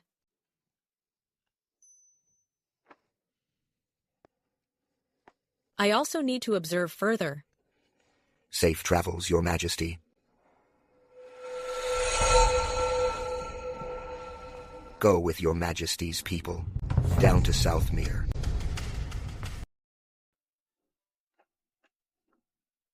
Elias, I've been in Westvale for about a month now. It's time to head back to High Court. Don't worry. I'll be in the capital soon to find you. Take these pear blossom needles. Keep them on you for protection. And another thing. That veil of yours, wear it when you go out. Okay.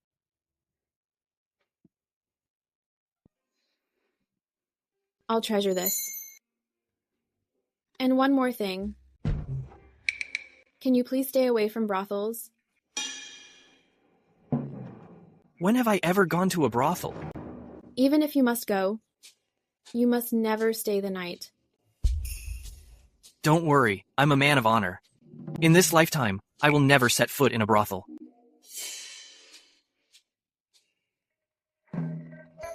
Good.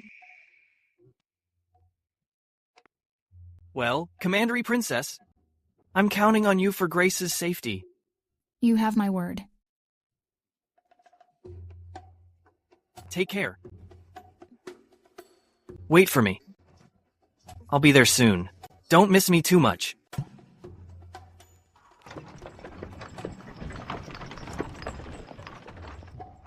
Young master, where to now? It's time to prepare for our trip to High Court.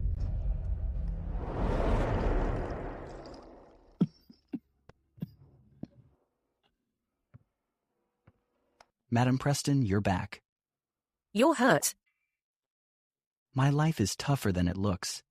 Did you see the old ghost? I did. He said everything he did in Westvale was to protect Elias. But he said, years ago, that he wouldn't interfere in the young master's affairs. True. But the reason he gave, I couldn't argue with it. What did he say? He said we're all getting old. When we're gone, who will be left to protect Elias? I brought some rare herbs from High Court. Tell Elias to come see me. It's time he started his martial arts training. Understood.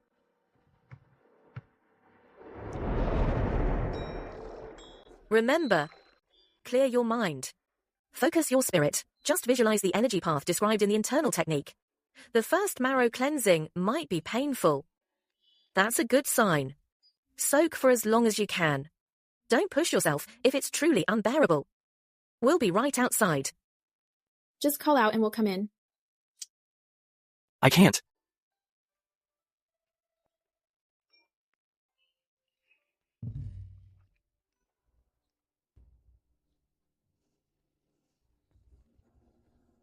The marrow cleansing method is usually for martial artists. Elias has no internal energy. This is using medicinal power to force open his acupoints and unlock his vital channels. I'm afraid it'll feel like being cut by knives. The young master has been blessed by the heavens. I believe he can handle the heat.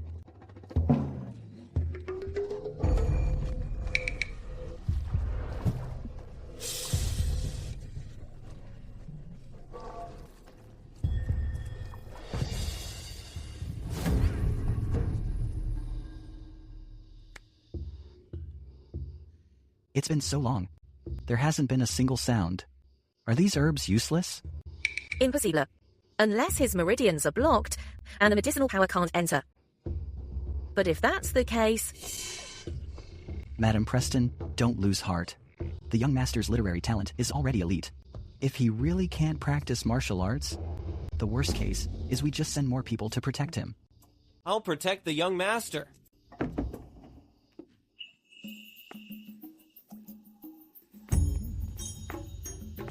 How do you feel? I'm fine. It was just like taking a nap. It didn't hurt at all. If you can't practice martial arts, then we won't do it. Who says I can't? Your primary energy channels are now open. Though they're still weak, your internal energy is already surging.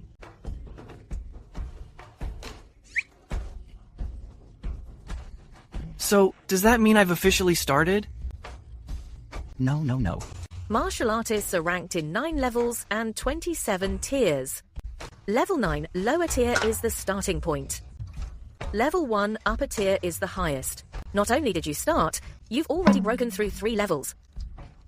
You're at level 6, lower tier now. Is it really that simple?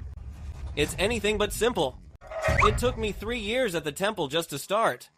And another 3 years to reach level 6. For you to clear 3 levels in one go, I can only say your talent is extraordinary. Perhaps it's because you were blessed by a master. Your constitution is unlike any ordinary person's. I originally thought, even if you could practice, level 5, upper tier would be your limit. Now it seems, I was short-sighted. Your future achievements are beyond measure. From now on, you'll study the sword with Cody. He's the successor of Master Arthur. I'm sure there's no one better to teach you. Rest assured, Madam Preston. I'll teach him with everything I've got. I heard you're setting up a blacksmith workshop. And you want to pick 100 men from the estate to form a guard unit. You even had Vernon look for an instructor. What exactly are you planning to do? Grandma, I'm heading to High Court soon, aren't I? I need to put together a security force of my own. I'm just planning ahead. I'll have Vernon look for candidates. You're tired. Go back to your room and rest. Yes.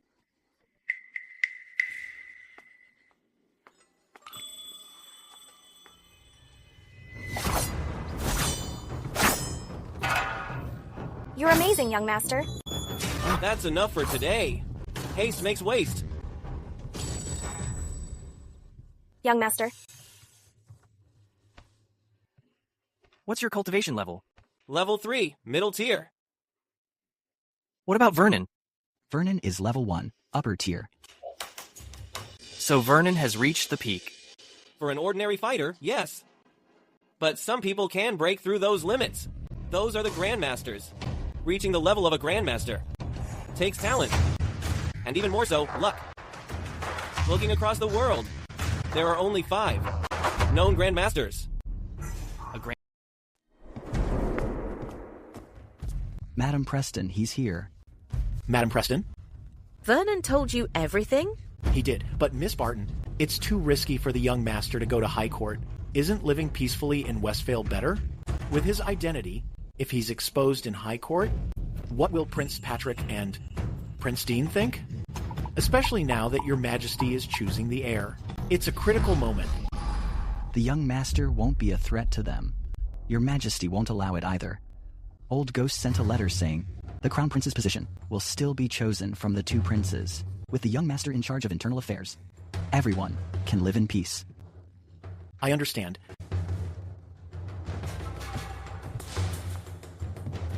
Grandma, you wanted to see me? Weren't you looking for an instructor? This is Wyatt Hooper, former Imperial commander of the Grace era. He's a martial arts expert and a master strategist. He's perfect for the job. Greetings, young master. To be the instructor of a 100 man guard. It might be beneath you, Commander Wyatt. Not at all. I'm just a man of leisure now. Madam Preston has been kind to me. Just give me the order, young master. Fine.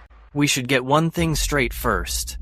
My 100 man guard must be trained my way. Your previous strategies might not be suitable here. You know military strategy, young master? This is my training method. Take a look. If you think it works, then you can stay. Elias's Art of War. War is a matter of vital importance to the state. It is a matter of life and death, a road to safety or ruin. It must be studied thoroughly. I've fought crickets for over 10 years and watched ants for over a decade. Suddenly, I had an epiphany and wrote these 13 chapters of strategy.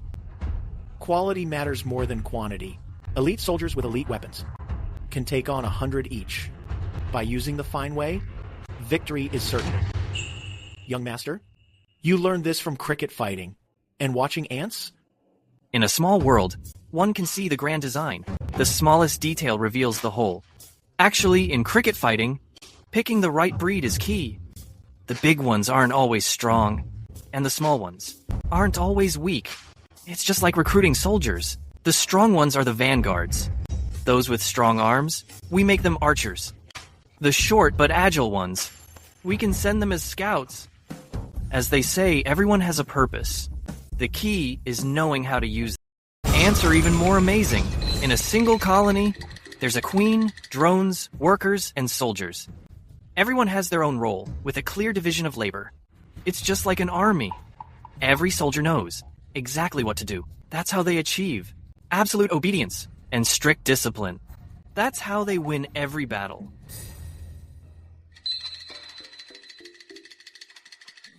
Why is everyone so quiet? Do you think what I said has some issues? You're a natural genius, young master. I'll follow your orders to the letter and strictly train the guards. Then I'll leave it to you, Commander Wyatt. Good. Sir, you promised Grace that you wouldn't visit this place. Can't help yourself already. The Westvale annual pageant is coming up. Scarlet is offering a fortune for lyrics. What are you thinking? Scarlet is looking for lyrics this time?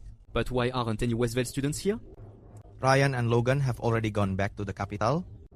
Who can match Miles when it comes to talent? Exactly. Of course they wouldn't dare come back. This past month, where has Elias been? Would he even dare show up? He used to be so arrogant.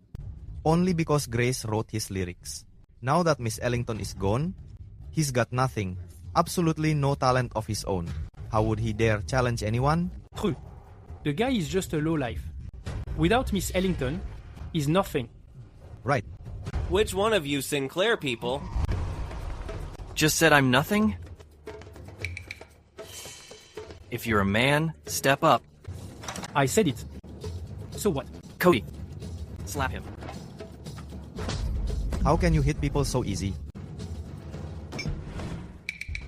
So, you say I have no talent? Fine. When Scarlet gives the prompt, let's bet 100,000. You game? No money, right? Borrow 10,000 from him. If you borrow too much, I'm afraid, you'll never pay it back. You game? Coward. Arrogance requires capital. You're just a bluffing dumbass with no skill. You're a disgrace to Master Martin and to all of Sinclair. Elias. You... How dare you humiliate me? Don't get me wrong. I'm not coming after you. I'm saying everyone here is trash. You, what kind of talk is that? Which family's son has such a big mouth? How dare he say Sinclair students are trash? It's been over a month since we left Westvale Academy. I sent many invitations, yet you never came. If you stay away any longer, I will fall ill from longing. I've been refused several times. What makes Elias so special? That she is so fixated on him?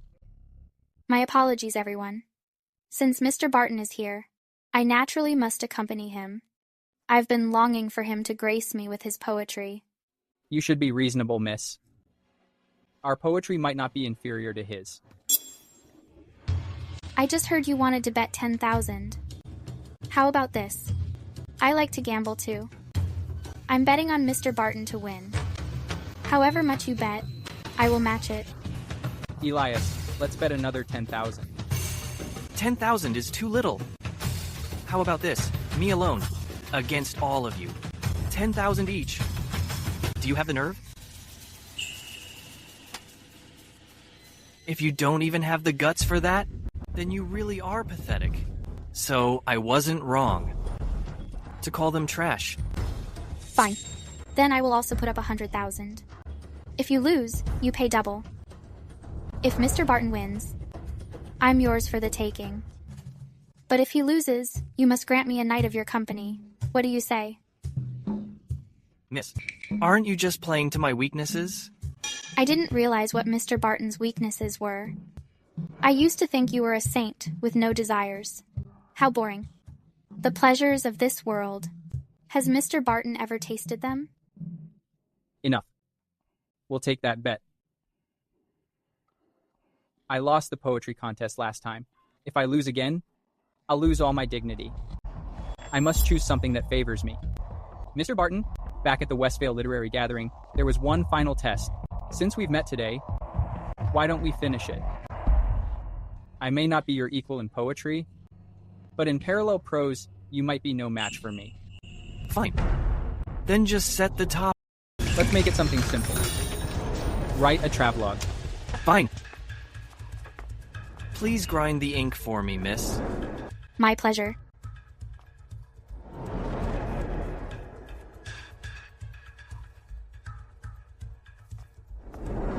Miles' parallel prose, even our teacher praised it. He said even he couldn't match it. Elias, you actually dare to compete with Miles in parallel prose? You're asking for trouble. Exactly. You stole Miles' first place spot back then. I'd like to see how you turn things around today. Miles' writing is naturally transparent. None among the young scholars can surpass him. Elias, I think you should just give up. It's a pity Miss Scarlet is dragged down by you. You're really causing quite a mess. It's finished. Who won and who lost will be clear once it's read. Account of Pebble Creek. Walking west from Hillstead for 120 paces. Through the bamboo, I heard the sound of water. It was like tinkling jade, delighting my heart. I cut through the bamboo to make a path and saw a small pond below. The water was exceptionally clear and cold. The entire bottom was made of rock. Near the shore, the rocky bottom curled upward, forming islets, islands, reefs, and crags. Sitting by the pond, I was surrounded by bamboo and trees on all sides. It was desolate and empty, chilling me to the bone. It was quiet and profound, and because it was too serene, I could not stay long, so I recorded this and left. You won. 200,000 taels of silver. I will have it settled tomorrow. Go to Sterling Bank yourselves to collect it. I truly admire you, Mr. Barton. Tomorrow, I will follow my master and the others, and leave Westvale. Until we meet again.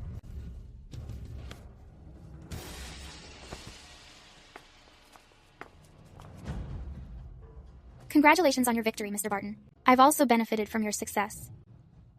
These 100,000 taels will be your payment for writing a poem for me. Thank you, miss. Is there any more wine? I want to write for you the best poem.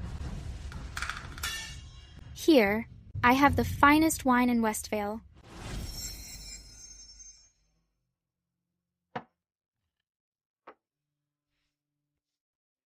Miss Scarlet, thank you for everything today. I have already written the poem you wanted. And now I shall take my leave. It was an honor to drink with you today. I am truly fortunate. Farewell. You're drunk, Mr. Barton. Why not stay the night with me? How about it?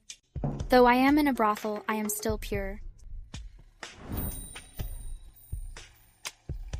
But my wife told me not to fool around.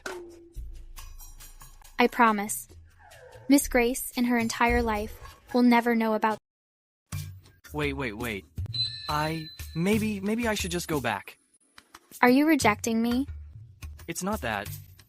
Right now, you've already touched my weakness. I'm afraid I'll regret it. You still have a chance to change your mind.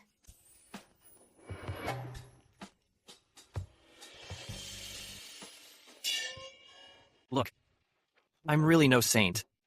It's just... my wife told me to come home. All talk and no action. I'll definitely devour you. Scarlet is so wonderful. Why didn't you stay? I can't get past my own conscience. Young master, I promise.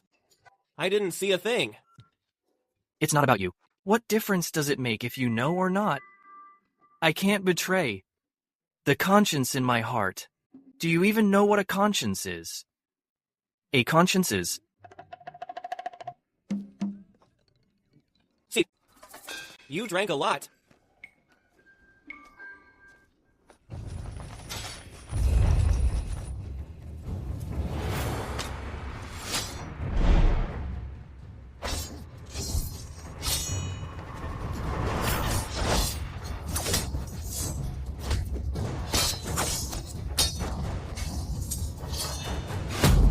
Young master.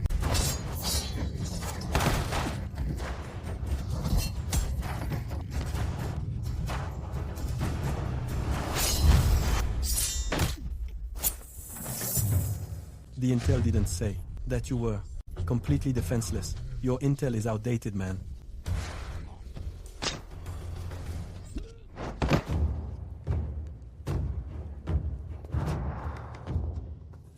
Young master, are you okay?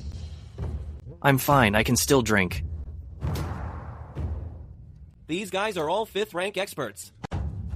Who the hell wants to kill the young master? It's not safe here. We'll talk when we get back. Let's go. These people are likely from the Misty Pavilion. The most mysterious assassin organization? Exactly. They originated in the Northvale underworld, an organization of top-tier experts. Then who's paying them for the hit? My biggest grudge is with Ryan Merton. It's likely the work of Merton Manor. Be careful for a while. Don't go out after dark. Yes, sir. Who do you think it is, madam? I've considered a few candidates, but none seem likely to make their next moves right now. I used to think Elias forming a fan club was just nonsense. But now, He needs protection. I'll have Wyatt train them well according to the young master's demands.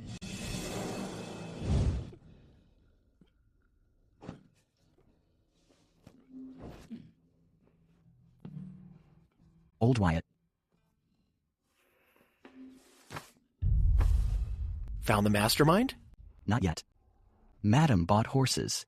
If High Court turns against the young master, you take the cavalry and get him out.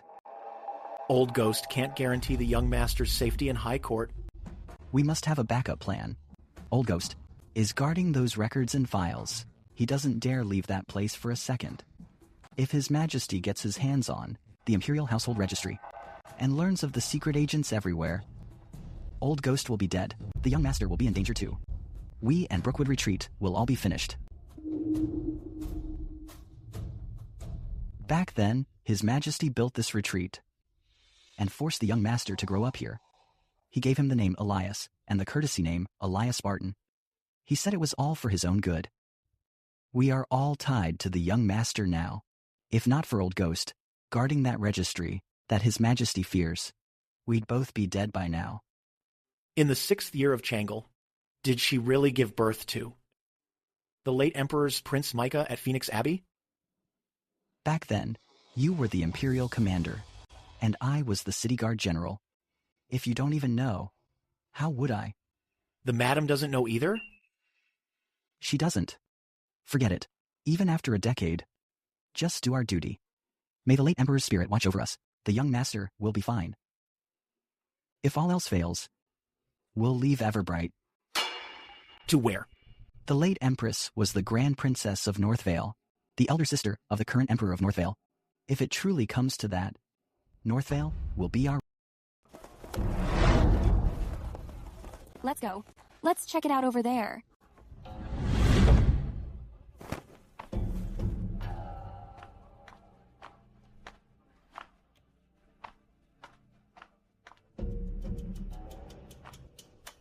The manager of the Sterling Bank's Westvale branch, Stephen Porter, greets Mr. Barton. You know me?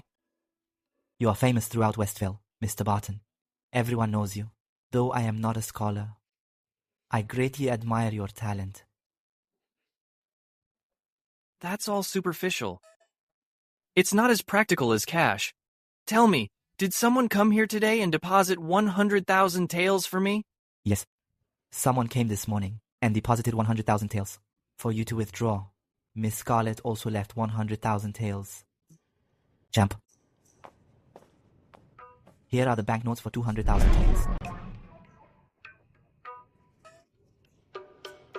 Thanks. Goodbye. Oh, wait, Mr. Barton. What is it? I have a good business proposal. I wonder if you'd be interested in investing this money. What kind of business? Since the start of summer, Southmere has lacked rain and grain, while the Yellow River has flooded. Half of Meadowgate is devastated. There are many refugees. Grain prices are bound to rise next year. We can hoard grain and sell it during next year's shortage. Your 200,000 taels could easily become $1 million. Does your bank really do business by profiting from national disasters? Aren't you afraid people will find out? No one will know. I can't do this deal. Why? I'm Elias, after all. As for me, being little rich is enough. As for this kind of fortune, my conscience won't allow it. Goodbye.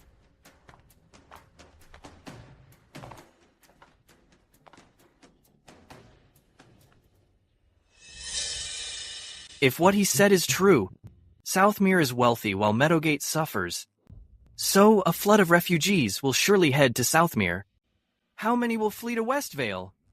Where will they go when they arrive? Mr. Barton, what's up? It's nothing. Let's go. Steven, you lost. Congrats, Senior Attendant Neil. It's not that I won. It's that Elias won. Your Majesty was right about him. He resisted temptation. It figures he possesses great wisdom. Such a young man. He'll surely be given a vital role when he reaches High Court. When will you go to Brookwood Retreat to announce the decree? No rush. His Majesty ordered me to observe him first.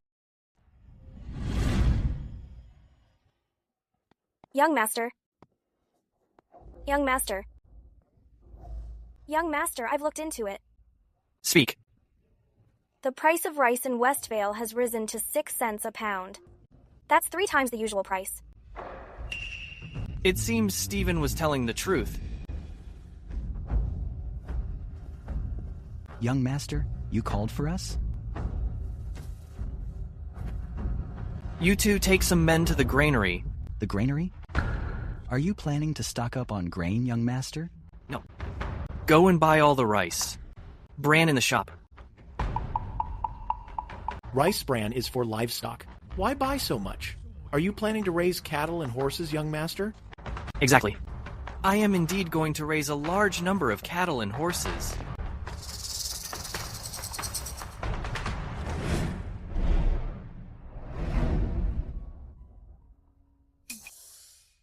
Ilias, do you really intend to raise livestock? I wouldn't dare hide anything from you, Grandma. This rice bran is for the refugees from Henan. Mixing half rice bran with half rice is the only way to keep them alive. Once they start clearing the wasteland next year, we won't have to worry anymore. You are kind-hearted, but the lands at the villa are already farmed by tenants. If you take in refugees with no land to farm, how will you support them later? Don't worry, Grandma. I plan to select some bright and capable people and send them to the blacksmiths. They'll be forging weapons and armor. We need a lot of manpower right now. In the mountains behind the villa, I've been developing explosives lately. I plan to blast them level. The resulting wasteland will also need people to farm it. So rather than saying, we're taking in refugees, it's more accurate to say that we need the extra hands. I was overthinking it. You've considered everything. You've really grown up. I still need your guidance, Grandma. In these matters, I can't help you much, but you're going to the capital. Regarding the situation in High Court, I must give you a few pointers. Please go on, Grandma. Before the new year, Riverfell was hit by a locust plague. This year, Meadowgate was hit by floods again. The court's disaster relief has been ineffective. Rumours are spreading among the people. They say that with Her Majesty, a woman in power, her rule is illegitimate, and these are divine punishments. There are undercurrents moving within the court. Many people are secretly conspiring, wanting Her Majesty to return power to the Crow royalty. Once you enter the capital, you must watch your words and actions. Don't let yourself be used by those with hidden agendas. Don't worry, Grandma.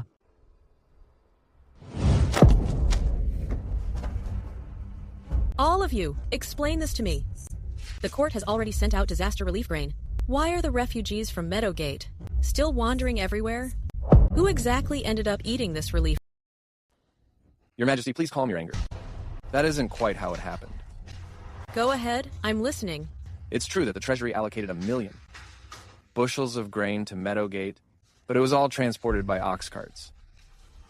As far as I know, by the time the grain reached Meadowgate, the refugees had already fled the area.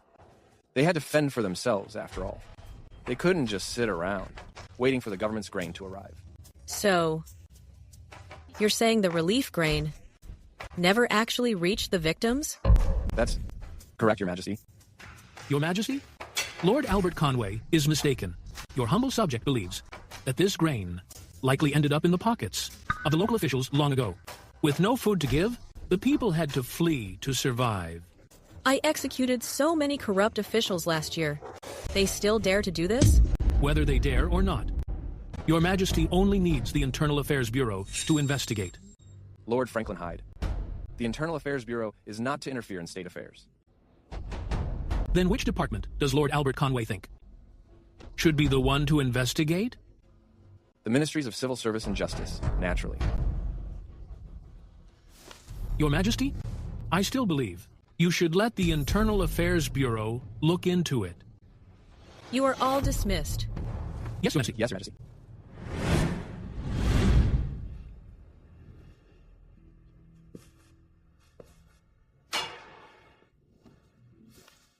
Greetings, Your Majesty. It's so dark in here, even during the day. Are you really comfortable like this? I've always been someone who stays in the shadows. It's perfect for me here. I've forbidden the Internal Affairs Bureau from interfering in politics these years. Do you blame me for that? When the Bureau was first established, it didn't concern itself with state affairs either. It only handled oversight. It was Your Majesty's eyes. Since Your Majesty no longer needs those eyes, I can only keep them closed. Unless Your Majesty issues an order for me to open them and take a look. You're resentful. I wouldn't dare. Is there anything in this world you wouldn't dare? Tell me, why was Wyatt at Brookwood Retreat? And tell me this, why would a hallmaster from the Internal Affairs Bureau appear in Northvale? Old Ghost, how many more arrangements do you have that I don't know about? What are you trying to do? Your Majesty is overstating things. I haven't stepped foot outside these doors in years. How could I possibly know about these things you're mentioning? Do you know why I didn't have Neil deliver the imperial decree to Elias? Don't try to be clever. The more you do, the worse it'll be for him.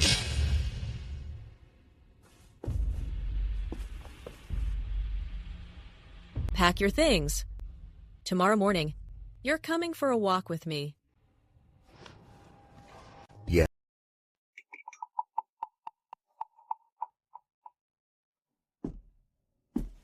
Señor Attendant-Nil, What has Elias been up to lately?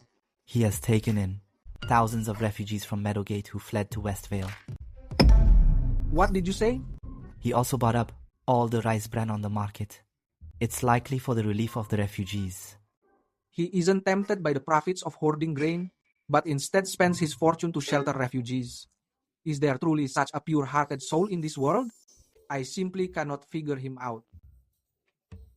If he doesn't seek profit, then it must be for fame.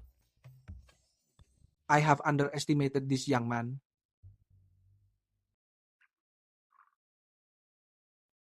Elias, you have provided relief to so many refugees. Have you ever considered that you might lose your entire family fortune? Saving people from misery and sacrificing wealth without regret. I believe that studying shouldn't just be for the sake of getting rich or gaining power. Instead, one should do things that are meaningful. I believe this task is exactly that. Your words have taught even me a lesson. The scholars of Westvale heard of your noble deeds. They voluntarily raised some funds and asked me to bring them to you.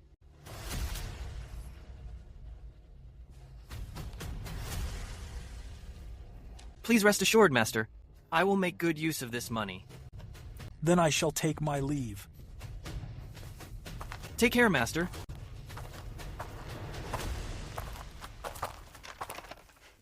This way, miss. Miss Scarlet, what brings you here? I heard you were taking in refugees, sir. Although I am but a lowly entertainer, I also wish to contribute what little I can. Wait. At yesterday's top courtesan competition, they raised 80,000 taels through benefit performances. Please accept this, sir. Thank you, miss. If there's nothing else, I won't disturb you any longer. I'll take my leave now.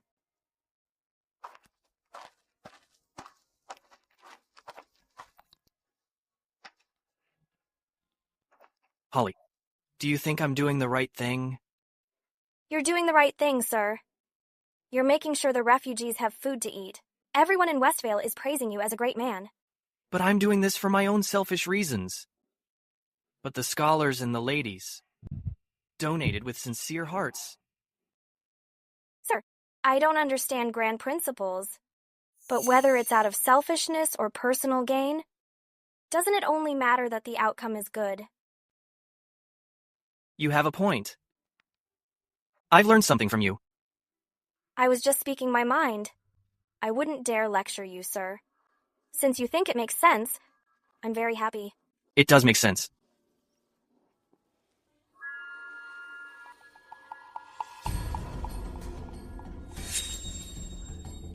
I heard Elias has taken in all the refugees.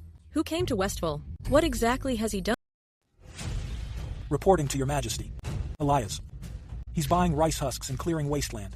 He's definitely not doing it for fame. He truly cares about the disaster victims. I believe he's a man of great potential. So, he's a man who can get things done? Yes. The Internal Affairs Bureau is too full of schemes. It's not the right place for Elias. Your Majesty, the Bureau became that way because of my methods. That is why it's so corrupt.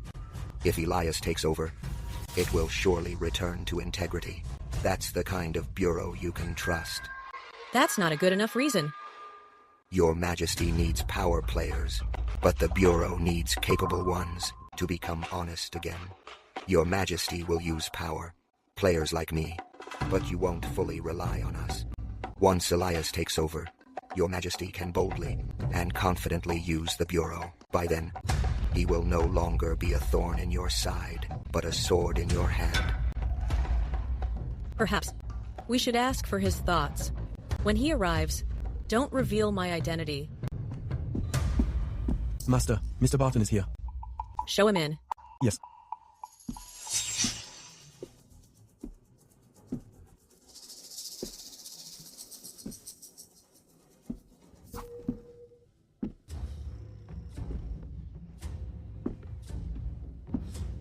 Greetings, Master. I've brought 2 friends who want to chat with you. Greetings, elders. You've taken in all the refugees. Aren't you afraid that some people in court will be unhappy? Whether they're happy or not, what does that have to do with me? As long as the refugees and I are happy, it's fine. The court issued relief grain. Why did the victims still flee to Southmere? Because of corrupt officials. It's a simple truth. Relief work always attracts corruption. Is there really no way to solve it? There is. As long as you use the right approach, it can be done. What method? You, sir, seem very concerned about relief work. You must be a court official. I'm just interested in current events. Elias, we're just chatting. Just speak your mind. Actually, the method is simple. Just replace the relief grain with low-quality rice. Ideally, mix in a lot of rice husks and sand. How can they eat it if it's full of sand? When people are starving, they'll even eat dirt. But corrupt officials won't touch sandy, low-quality rice because they can't sell it. Go on. Since there's no profit to be made, they'll finally focus on the actual relief work. Only then will the grain actually reach the hands of the victims. The people will be grateful to the government for saving their lives. It's such a simple truth, but Her Majesty doesn't understand it. Women, you know, they have long hair but short vision.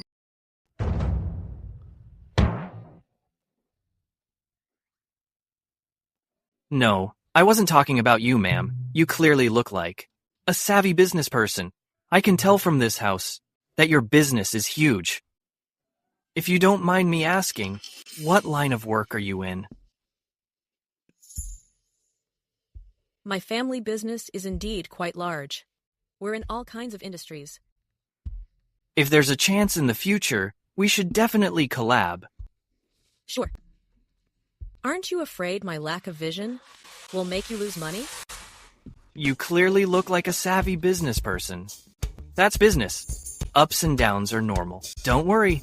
If we ever lose money, I, Elias, totally won't say a single word against you. Everbright is facing frequent natural disasters lately. People are saying it's because a woman is in charge. What's your take? Why are we talking politics again? Are you sure you aren't a government official? No. Well, actually, disasters are just acts of God. They have nothing to do with people. Believe it or not, even if someone else were emperor, the outcome would be the same.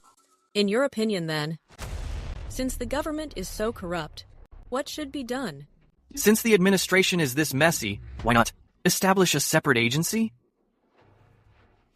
It would be independent of everyone. That way, it would be like a sharp sword, hanging over every official's head. Even though corruption will continue to exist, it'll definitely be much better than it is now. What you're describing, isn't that just the old Internal Affairs Bureau? Let's go. It's time to leave.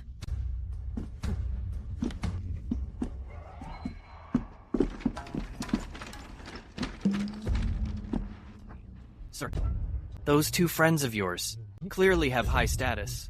I didn't say anything wrong, did I? It's fine. Your suggestion today, perhaps, might actually reach her ears. For Everbright, it's a good thing. Come on.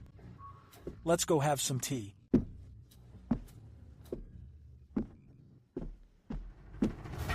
I never expected. They would be so bold. Fires broke out in several grain silos in Meadowgate. I bet they even burned the ledgers. They'll just find some low-level scapegoats, leaving me with no way to investigate. I thought the enemies were the barbarians and rival nations. Only now do I realize. The real enemies are the officials in my own court. If your Majesty investigates personally, it is indeed difficult. Using someone else might work. Who? I recommend Elias. Now that the Internal Affairs Bureau can't interfere in politics, and he's come up with a new idea, why doesn't your Majesty let him try? Didn't you want him to take over the Internal Affairs Bureau? I certainly hope for that. But I want even more to ease your Majesty's burden. I only ask that your Majesty promises that in the future, you'll still leave the Internal Affairs Bureau to Elias. I promise. I thank your Majesty. But I'm warning you. Things he shouldn't know, he must never know for as long as he lives. Otherwise, when you're dead, if anything happens to him, how will you face him in the afterlife? Don't blame me when the time comes. I understand. By the will of heaven, the Emperor decrees, I have heard that Elias of Westvale possesses the talent of a great master. I am most pleased. Your name was bestowed by me. Your fame is my pride as well. Breaking with all convention, I hereby appoint Elias as censor of the inspectorate. He shall oversee all officials and hold the power to submit reports directly. He may participate in court affairs under the oversight of the cabinet. So decreed. Long live your Majesty. Long live the Emperor. My surname is Neil. Congratulations, Censor Barton. Senor Attendant Neil, when should I start my duties? The sooner the better. His Majesty commands you to investigate the failed disaster relief in Meadowgate and the officials who embezzled grain funds, which caused the displacement of our people. I will. Then I shall take my leave. Take care. Take care, Senior Attendant Neil. Farewell. Grandma, this position of censor, what is its official rank? This dynasty didn't originally have an inspectorate, let alone this office. Could she have been the one from that day? Grandpa, I have one more question. Didn't the palace administration exist before? They also had oversight duties. Why were they later barred from politics? The palace administration began in the previous dynasty. It was originally a supervisory body, composed of eunuchs, but during their inspections, they used extortion to suppress rivals, and faced opposition from all the officials. So, during Emperor Manson's reign, its oversight powers were revoked. Later, they recruited many from the martial world. With fewer eunuchs, they faded from the royal court. Having eunuchs oversee officials is a recipe for disaster. No wonder their duties were stripped. This censor can report on rumors and join court debates without cabinet control. Though the power is great, you'll be at odds with every official. My dear grandson, this won't be an easy job. It's more than just difficult. It's literally like adding fuel to the fire.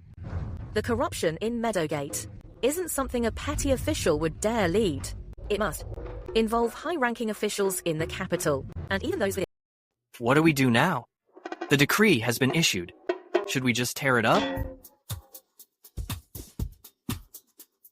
Don't worry, Grandma. The cabinet doesn't control me anyway. And Lord Albert Conway can't tell me what to do. If I feel it's not working out, I'll pull out immediately, okay? Good, that's good. That's a relief then. Remember, while in High Court, if anything goes wrong, come back to Westvale at once. Don't worry, Grandma. I'll keep that in mind.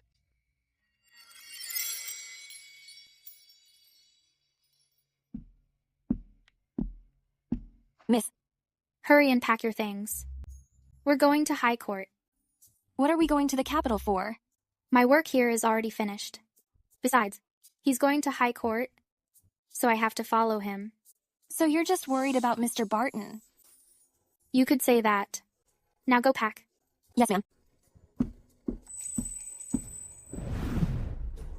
Are you saying that those officials from the fire-stricken counties all sent letters to Brookwood Retreat in Westvale? Yes, sir. That's correct. Inspector Barton said that as long as they name the person behind this, they won't be charged. They'll even keep their jobs. Only the ringleader will be punished. Only the ringleader, huh? Fine. Have the master hire some professional to take care of these people. It must look like an accident. Leave no trace. If too many people die, the Justice Department will investigate. Understood. The battle for the throne is at a critical stage. Although Prince Dean is useless, in High Court, Lord Harold Merton will definitely use the disaster relief issue to be coming after Prince Patrick. We can't let these people become a liability. I understand. I'm just worried Inspector Barton won't let it go. If he presents those letters to the Emperor, even if these people are dead, I'm afraid... Get the car. Prince Patrick has a new peony painting. We'll go and take a look. Come here. This is for Greenwood Tower. The Verdant token. You can find them if you need help. They'll be able to assist you. Thank you, Grandma. Grandpa, back when I was at the Scholars Hall, I spent some time there. I know a few people. I prepared something for you.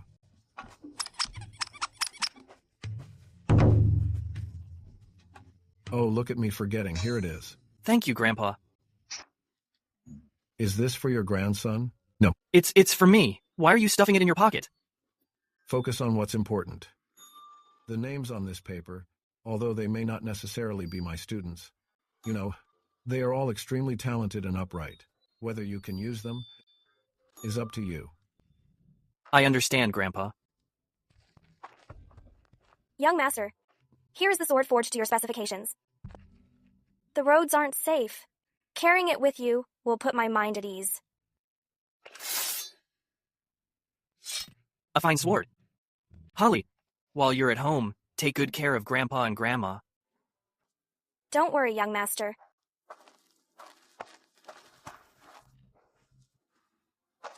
Well then, I'll leave it to you, Commander Wyatt. I love leading troops. I also hope they can follow the young master out of Westvale and have a safe journey. Good. Aren't you coming with me, Vernon? No, young master.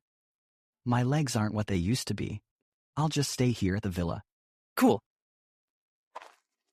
Grandpa, Grandma, while you are at home, you must take good care of yourselves. That was 2,000 taels just now. You little brat. I'm off.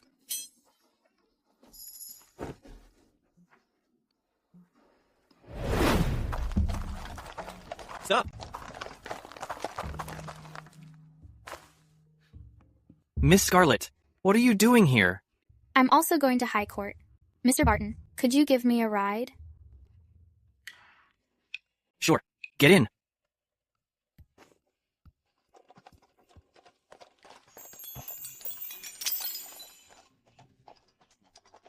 Aren't you going to ask me why I'm going to High Court? Miss, you couldn't have come for me, could you? You heartbreaker. My heart has long belonged to you. What do you think?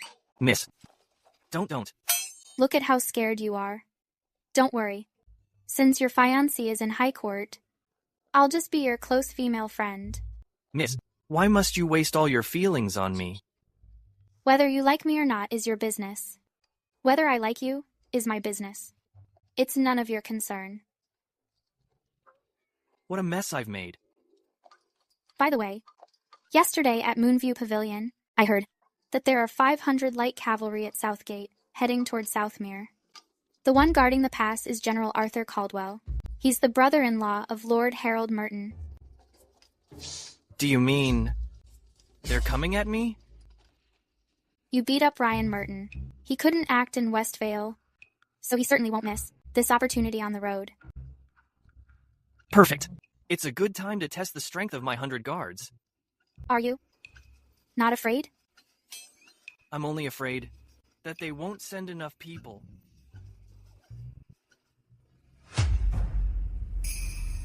You know, Elias, he really doesn't know what's good for him. I sent my men to Westvale to make him understand the situation, but he completely ignored them. My lord, since he won't take the easy way, then let him cross the bridge to the grave. Oscar, it's not that I won't help you. I just never expected that Elias wouldn't show me any respect. Well, he's already as talented as the great scholars. Though I've never met him, I admire him greatly.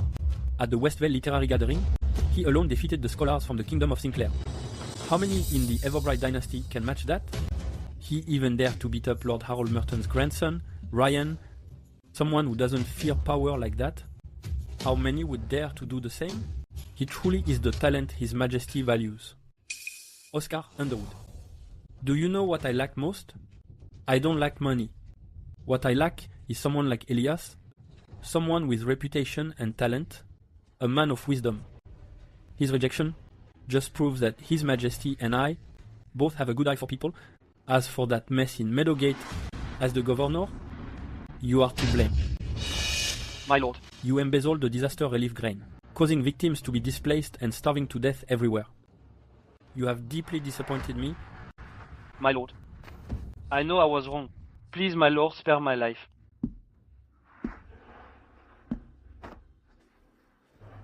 It's not that I won't let you live. It's those souls who starve to death. They need you to pay with your life. The entire court needs an answer. Spare me, my lord, spare me.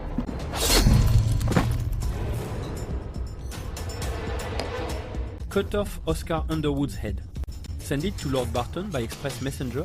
Tell him that next winter, when I go to High Court to celebrate His Majesty's birthday, I will paint a picture of peonies.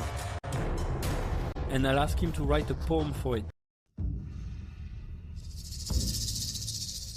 What kind of fan club does Mr. Barton have? Only 100 men. Could crush Arthur Caldwell's 500 light cavalry. Whether it's the equipment or the training, they're on a completely different level from these men. Could it be that they are? Sir, this counts as our first victory. I suppose it's a victory. However, the tactics were still a bit unrefined. Not precise enough. I'll have to have them debrief and review later. Who's there? Who is it? Greetings, Lord Barton.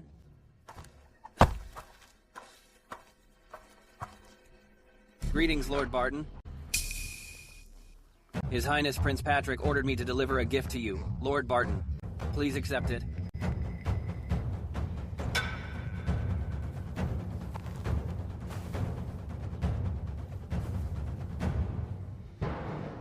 What is this? This is the head of the Meadowgate Governor, Oscar Underwood. Prince Patrick sends this gift to show his sincerity. He hopes that during His Majesty's birthday banquet next year, Lord Barton, you can write a poem for Prince, write a poem for his peony painting. Sure.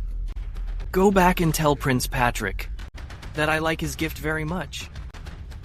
If I manage to live until next winter, I'll definitely write him a poem. Thank you, Lord Barton. Let's go. What's Prince Patrick's angle? It's nothing complicated. He just wants to let me know that the Meadowgate matter ends here with Oscar. It's over. A high-ranking official, a provincial governor. Prince Patrick discarded him without a second thought. What a bold move. So, and just like that, is this matter over? No more investigating? Not a chance. Lord Harold Merton wants nothing more than for me to use this incident to fight Prince Patrick to the death. he won't let this go so easily. And besides, I'm sure, the news of me agreeing to write a poem for Prince Patrick will spread very soon. Guess what those with an agenda will think when they hear it? That you're Prince Patrick's man. Smart. I beat up Ryan Merton, and I'm at odds with Merton Manor. Plus, with this incident happening, it'll definitely deepen Prince Dean's prejudice against me. Prince Patrick might have lost Oscar, but he played a clever move of murder by proxy. Then couldn't you have just said no? Tell me, did you send the internal affairs, strongest ghost shadows to Elias's...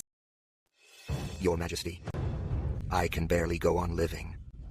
There are no ghost shadows left in this world. If they weren't ghost shadows, how could Arthur's 500 elites have been defeated by his 100 or so guards?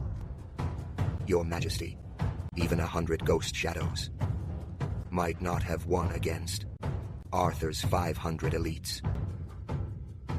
I would like to ask Your Majesty, Arthur mobilized troops privately in broad daylight to kill a court official. Shouldn't Your Majesty punish him? I have already issued a decree. It is none of your concern. Yes. How is that possible? Arthur actually failed. Grandpa? Well, I just got back, and the whole capital is talking about it. What's up? What happened? It's about Arthur, sending men to kill Elias. What did Prince Dean say? His Highness said, His Majesty is prepared to give an explanation. He is going to sacrifice a pawn to save the king. This morning, His Majesty summoned the old ghost to the Imperial study. Not long after, Phoenix Terrace dispatched 2 cavalry units. One went to Southgate, and the other's destination is unknown. His Majesty actually deployed the Heavenly Phoenix Army? Exactly. The Heavenly Phoenix Army of Phoenix Terrace hasn't been deployed in years. This move is quite extraordinary. His Highness also said, you can claim that Elias's guards are the Ghost Shadow Army. Bring the old ghost into this, to trigger His Majesty's suspicion. Does His Highness have other instructions? When His Majesty inspected Meadowgate, he did not go to Eastwick. That was a sign of his displeasure with Prince Patrick. You can use this to your advantage. First, remove the governor of Meadowgate and replace him with one of our own. That way, the officials will know which side to join. Master, news has arrived from Meadowgate. Yes.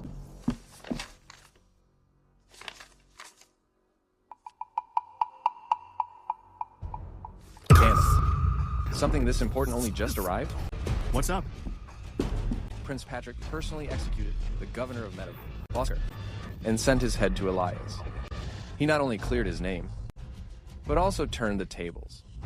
It seems Prince Patrick is also sacrificing a pawn to save the king.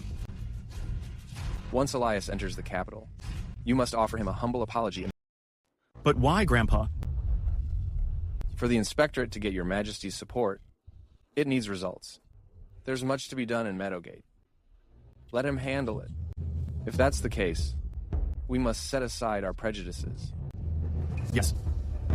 Arthur's lack of discipline over his men is inexcusable. Go report to His Majesty. I'll have him surrender command of the generals to give His Majesty an account. Yes, Grandpa. Go now. A storm is brewing. Your Highness. Your Highness. A secret report.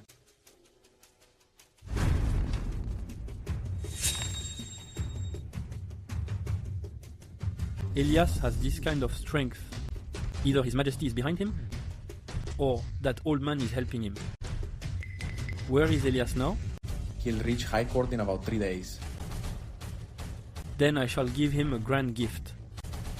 My brother has run Riverfell for years. He used Merton Manor to seize land, leaving the people displaced. Go to Horizon Bay. Bring Madame Preston to the capital. Tell her the inspectorate has just been established, and Lord Barton will get her justice. Yes. Then head to Lord Franklin Hyde's office. His cousin is the magistrate of North Bank Shire. Tell him that The vacancy for governor of Meadowgate depends on his own merit. Yes.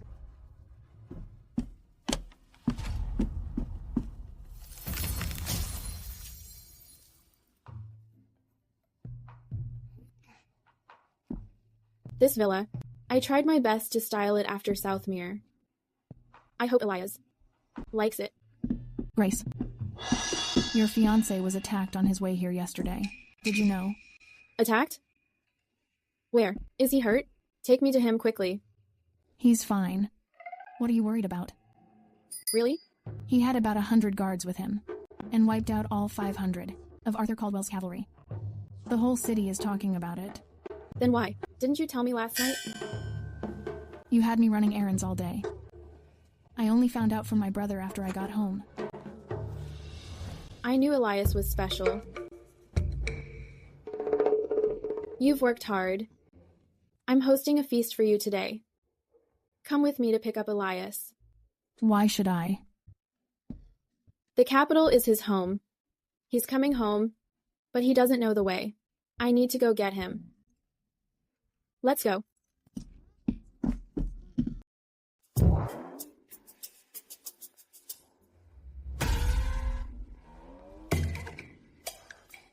My heart isn't doing so well. Don't go losing your mind over this.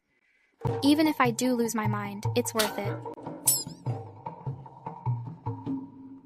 We're almost at High Court. When the time comes, your fiancé will be with you, and I won't have a chance to look. So for now, I'll take a good look. Actually, there's no need for things to be this intense.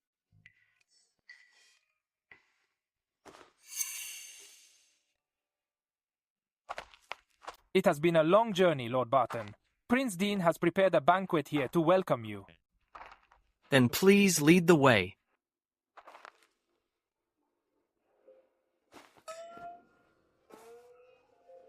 It's fine. Wait for me to return.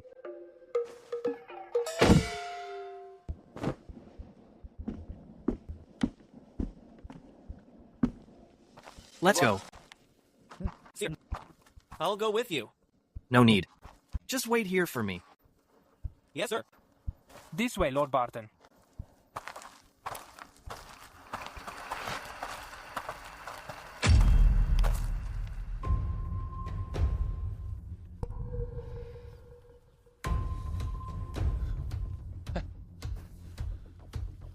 It figures you'd be such a fine young man. Please, sit. Thank you. I came to see you before you reached the capital. To tell you this, first, the attack you faced on the way had nothing to do with me. I had no knowledge of it. Second, Grace Ellington is your fiancée. I've made Ryan Merton give up on her. I truly want us to be friends. Thank you for your kindness, Prince Dean. However, if your heart were a little more sincere, I, Elias, would feel much better. I've been so forthright. Is there still something missing, Elias? Prince Patrick sent me Oscar Underwood's head as a token of his sincerity. So, Prince Dean, why not give me General Arthur's head as a gift? How about that?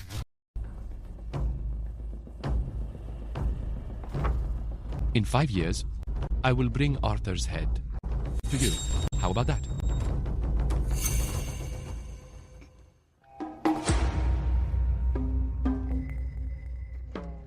Prince Dean, you're overthinking it. The General of Tynequan, Merton Manor. I don't actually care about any of them. They crossed me, so they must pay the price. So, they all must die. Your Highness, you are of noble blood. Don't get involved in this mess, lest you get caught in the crossfire. That wouldn't be good. Thanks for the tea. Farewell. Prince Patrick, what did he offer you? Your Highness, you might not know me yet. I serve His Majesty, and I only take orders from His Majesty. I won't choose between you and Prince Patrick. I will remain a solitary official. I won't join any factions. As for you as a friend, I'm determined to make it happen. I won't make things hard for you. You just go ahead and pull the trigger on Merton Manor and Arthur Caldwell. I want to see what you're capable of. Thank you, Your Highness. A solitary official indeed. His Majesty has a keen eye for talent. As a supervisory censor, Elias naturally knows not to get too close. To Prince Dean? It's hard being a solitary official. Go. Give him my umbrella. Yes, sir.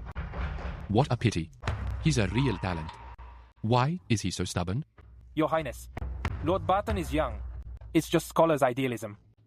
Once he hits a wall in the political world, we'll see if he's still so tough. Within 2 years, if he can't be used by me, then...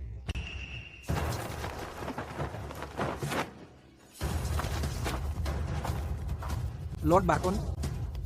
It seems His Majesty is serious this time.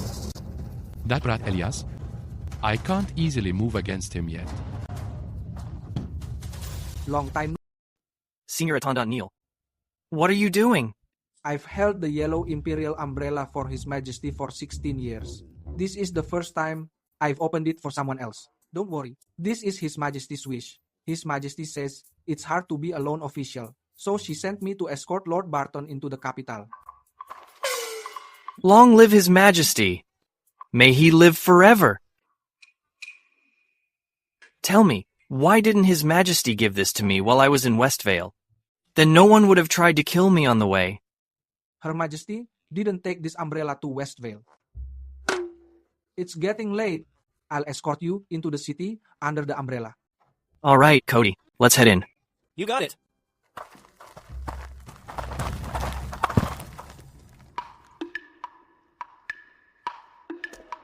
Thank you for your hard work, Senior Attendant Neil. It's no trouble. I'm just running an errand for His Majesty. His Majesty granted you 3 days of leave. When you've rested enough, I'll send someone to Willow Pond Villa to bring you to the palace. Willow Pond Villa? Is it a gift from His Majesty?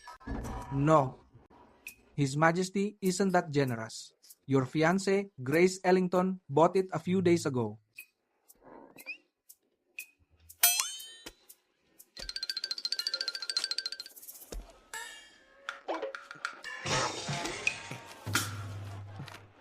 Please, take this token of my appreciation.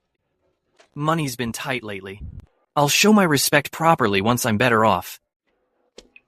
Lord Barton, the Inspectorate is a low-budget office. It won't be easy to get rich there. Who says the Inspectorate is a low-budget office? Then what is it? It's a hen that lays golden eggs. You want to make a fortune through the Inspectorate? Senior Attendant Neil, do you think His Majesty founded the Inspectorate just to clean up the administration? Is it not? Yes and no. His Majesty wants to use the Inspectorate to accumulate wealth. The treasury is empty now. As her subjects, we should share His Majesty's burdens, shouldn't we? Does His Majesty really mean that? Please go back and tell His Majesty. The Inspectorate will become her cash cow. But to make that happen, His Majesty must agree to 2 things. First, I must personally pick the staff for the Inspectorate. The Ministry of Personnel must not interfere. Otherwise, they won't be my people, and I won't be able to work effectively. The second thing is very important. The Inspectorate must be self-sufficient. We'll split the money, 40-60 with His Majesty. The Inspectorate wants 40%. His Majesty takes 40%. Where are you going? I've already escorted you into the city. I shall take my leave now. Look, it's rare for His Majesty to put on such a show. You can't just leave now. This display is enough. I guarantee no one will dare provoke you again. I've enjoyed our conversation along the way, Senior Attendant. Why don't you, Senior Attendant, escort me a bit further? A bit further, a bit further. Fine. I'll escort you a bit further. Hold up. What is this?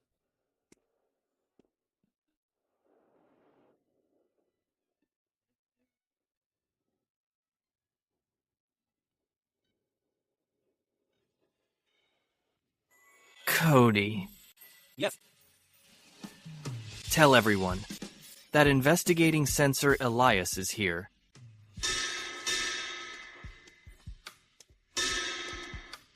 Listen up, everyone.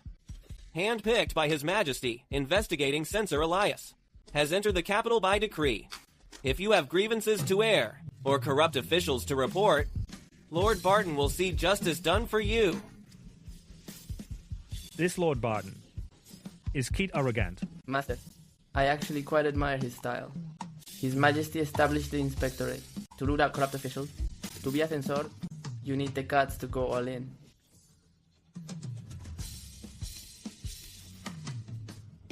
It seems Prince Dean's recruitment failed.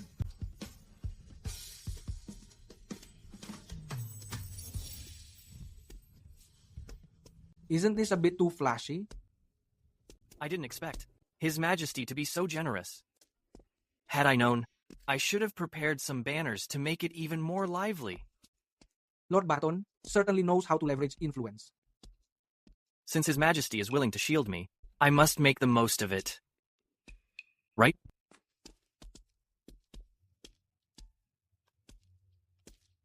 Parading through the streets. Who gave him the nerve? Elias Barton has always done things his own way. All right. All right, Senior Attendant Neil. This is far enough for today. My fiancée is here to pick me up. Don't bother. No need. Thank you, Senior Attendant Neil. Someday, I'll take you to a club. I shall take my leave.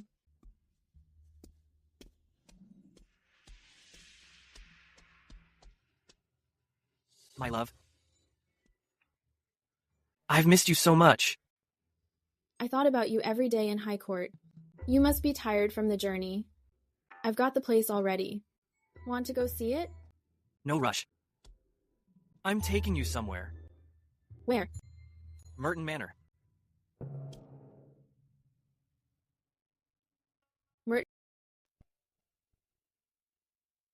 Did he really say that? Yes, I speak the absolute truth. This guy is quite honest. But you're not a stranger.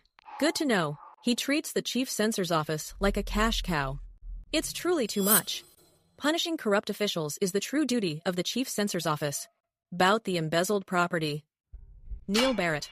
I'm here. After the Chief Censor's office is established, you should visit often. Don't interfere with the cases.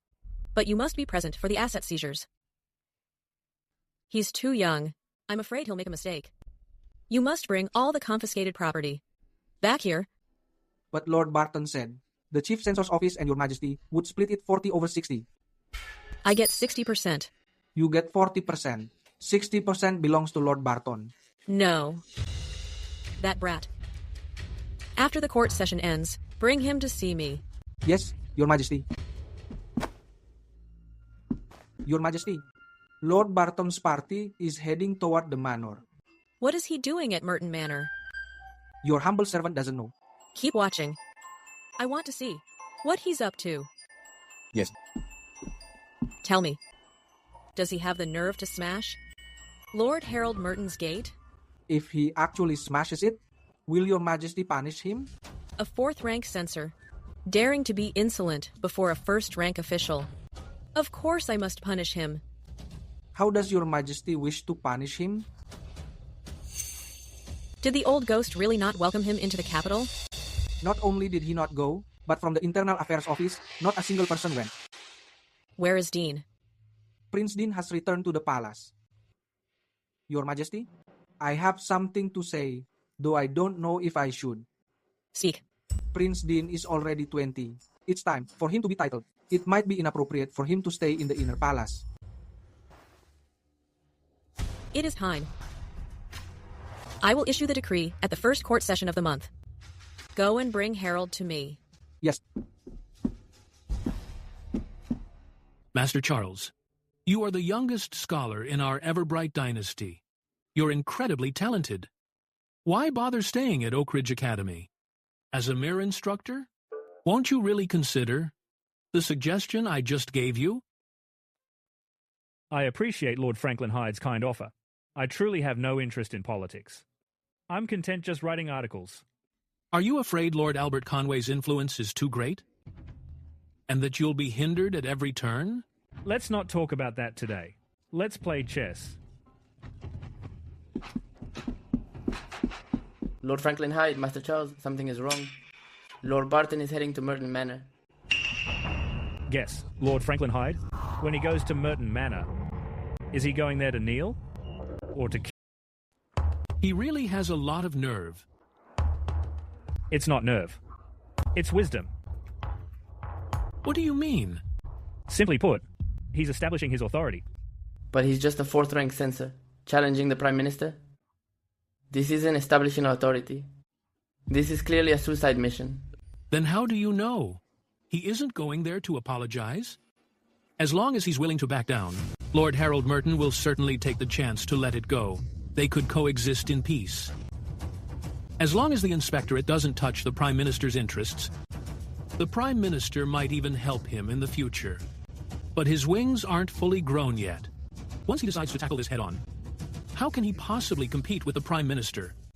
Normally, that would be the case. But don't forget, Lord Franklin Hyde, the Inspectorate only answers to your Majesty. If he reconciles with the Prime Minister, would that still be the Inspectorate your Majesty wants? So, he must go, and he'll make a scene. He wants all of High Court to know he's going 10 toes to the ground against the Prime Minister. He's leaving himself no way out. He's still too reckless. Why would the Prime Minister be afraid of him? If the Prime Minister retaliates, the court will fall into chaos. Old Master Ellington is a dear friend of mine. I can't just watch his grandson-in-law cause trouble out there. Wait. Yes.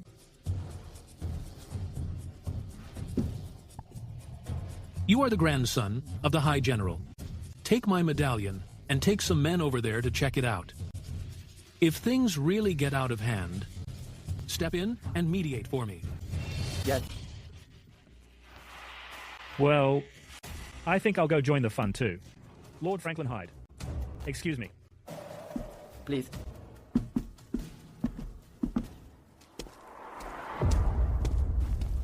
Godfather, Lord Barton has gone to the Prime Minister's manor. Lord Harold Merton's wife, Linda Caldwell, is at the manor. She's there? Her cultivation has reached the first stage. If she loses her mind... Take this. Hurry to the Prime Minister's manor. Place this needle in front of the old woman. Understood.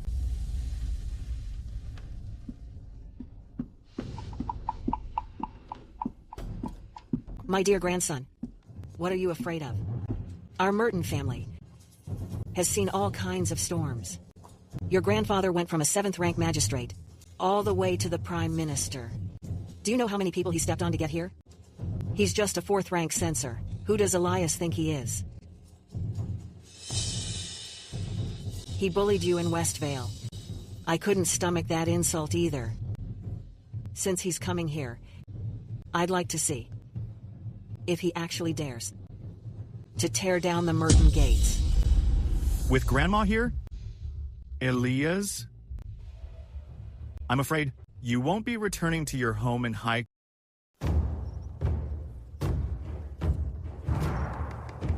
Are we really going to trash Merton Manor? The matter of Arthur requires an explanation, and our oversight office needs to make a name for itself.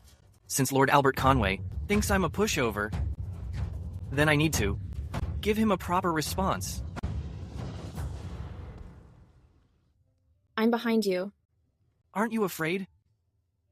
Well, I was a bit worried before. But since you've made up your mind, then I'm not afraid anymore. Good.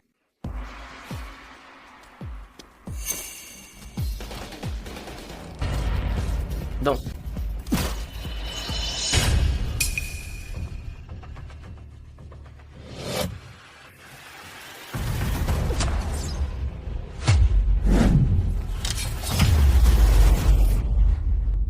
Lord Barton, do you realize this is High Court? And you are? I'm Wade Hyde, grandson of the High General. I'm here on behalf of Lord Franklin Hyde. Lord Barton, Do you know the consequences of doing this? I don't care. Break down the door.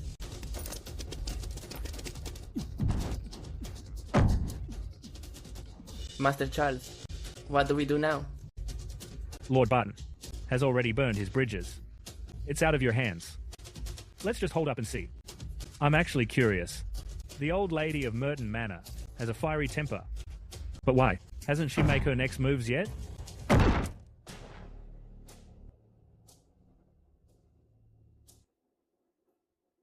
I have been kneeling before the Buddha for over 10 years. Does that old ghost actually dare to leave his coffin for the sake of Elias? I don't know. Foster father only told me to bring this needle. Over here. What if I lose it? Foster father said you wouldn't dare. Tell old ghost. Let that slide. The plaque is still here. It's an eyesore to me. Elias, don't you dare. Ryan!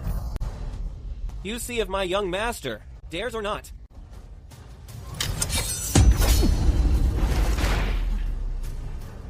You brat, I'm going to make your life a living hell.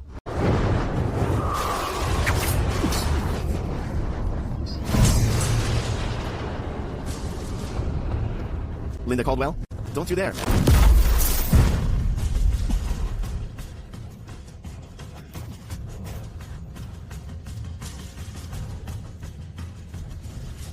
You certainly have a lot of good stuff. But today, you've insulted Merton Manor. No one can save you now.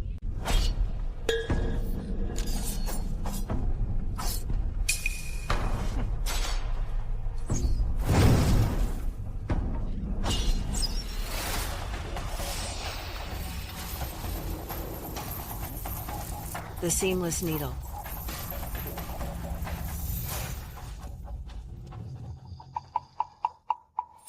Old ghost.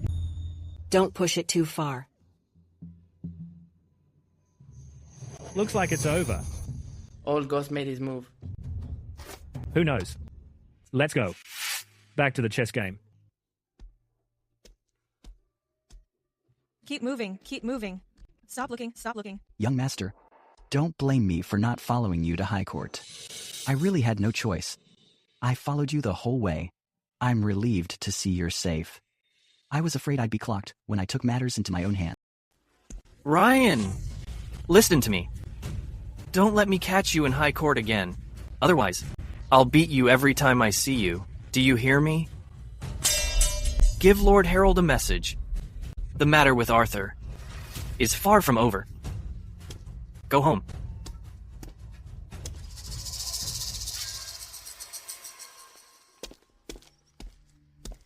Father. It's smashed. Smashed? Did it go well? It went fairly well. Where is Elias? He went home. Going home is good. Lord Harold Merton isn't back yet. It seems Your Majesty has finally pulled the trigger. What did he pull the trigger on? To kill with a borrowed knife.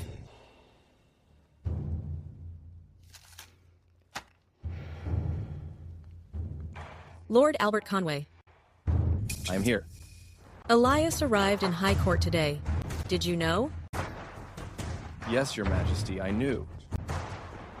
It's good that you know. He's back. Are you disappointed? Your Majesty, how could I be disappointed? Your Majesty establishing the Board of Control and appointing Lord Barton as Ombudsman is truly a great strategy for the nation. I am sincerely happy.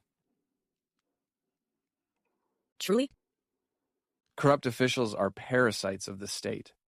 I loathe them too. The Ministry of Justice is shorthanded, leading to oversights. The Board of Control will make up for that. I fully support it. Lord Barton is upright and talented. He is fit to be an ombudsman. I've considered candidates for the Board of Control. I'll draft a list tomorrow. for your Majesty's approval. With good officials' help, the administration will be clean. I'm glad you think so. But the personnel for the Board of Control have already been settled with Elias. He will choose them himself. Don't trouble yourself. Your Majesty, this is against the rules. Without the Ministry's selection and your formal review, I fear the court will gossip. I've thought of all that. I didn't call you here today to discuss it. I'm informing you. Since your Majesty has decided, I won't say more. If Lord Barton needs to pull staff from the departments, I will do my best to help.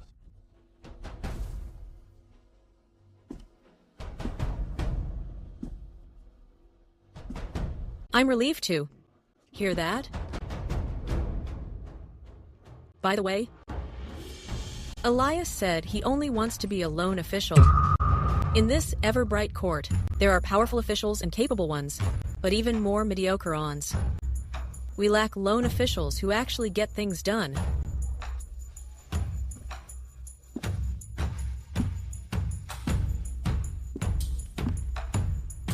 When I was crowned, I appointed you Lord Albert Conway. I want to ask, are you a powerful official, a capable one, or a lone official? Your Majesty, I am none of those. Then what do you think you are? I am your Majesty's loyal... Good. He is my solitary official. You are my loyal official. This is good. You may go. Continue being my loyal official. Thank you, Your Majesty. I shall take my leave. By the way, how did Ryan rank in this year's autumn exams? Your Majesty, he did well this year. He ranked 13th. What are your thoughts? Although he is my grandson, he must still follow the rules and be selected by the Ministry of Personnel. It would be best if he could stay in High Court. If not, going elsewhere to serve as a magistrate would also be fine. Let him stay in High Court. He has good talent.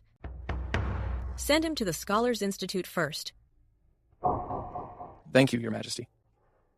Dean is no longer a child. Not long ago, the officials suggested it is time for him to be titled. What do you think? This fiefdom? Where would be a suitable place for it? I believe it should be between North Bankshire and Riverfell. Pick a piece of land there. When Your Majesty wishes to see His Highness, you can reach him more quickly. I see. You may go. I shall take my leave.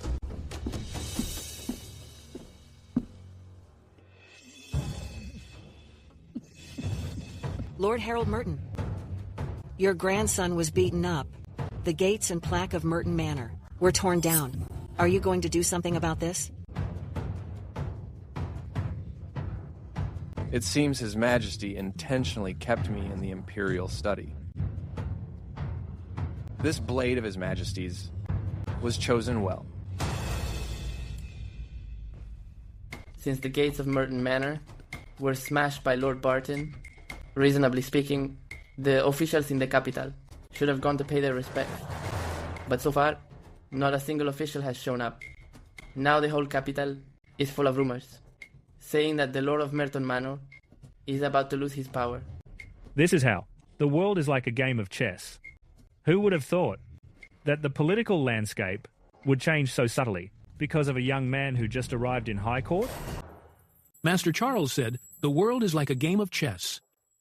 Then, do you think Elias can take down Lord Harold? Lord Harold isn't that simple. It looks like he lost a round, but in fact, he's retreating to advance. How so? He must have guessed that Your Majesty wanted to give him a warning. That's why he put up with Elias's provocation. When picking people for the inspectorate, it still has to go through the personnel department. When that happens, the subordinates will play double games. How will Lord Barton handle it? If he ends up achieving nothing, and Your Majesty is disappointed, Lord Harold will kick him while he's down. If he can get away with it, that would be lucky enough. By then, Your Majesty will rely even more on Lord Albert Conway's influence. Is there no other way? Based on what Master Charles said, isn't this a stalemate? Lord Barton's talent is equal to Master Martin. Perhaps. He has a solution we haven't thought of. You saw right through it, sir. I'm impressed. I am Elias. Greetings, Master Charles and Lord Franklin Hyde. That old man, Jonathan Barton, is quite lucky to have a grandson like you. Since arriving in the capital, I've been busy with work and haven't had the chance to visit. I hope Lord Franklin Hyde won't mind. It's fine. See, you've suddenly come to my place. You didn't really just come to visit an old man like me, did you? Actually, my reason for coming is simple. I want to recruit you both. I'm inviting you both to join the inspectorate. Really? Does Lord Barton know that official appointments must be vetted by the personnel department? Don't worry, sir. I've already obtained Your Majesty's approval. When it comes to hiring for the inspectorate, I have the final say. The personnel department can't interfere.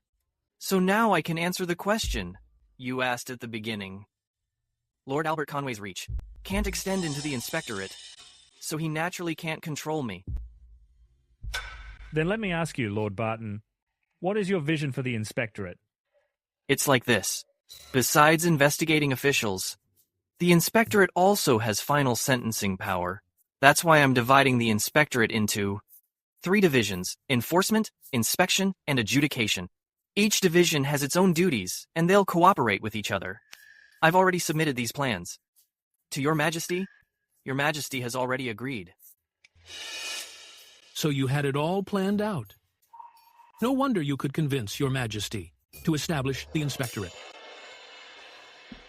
One last question. How did you find Wade and me?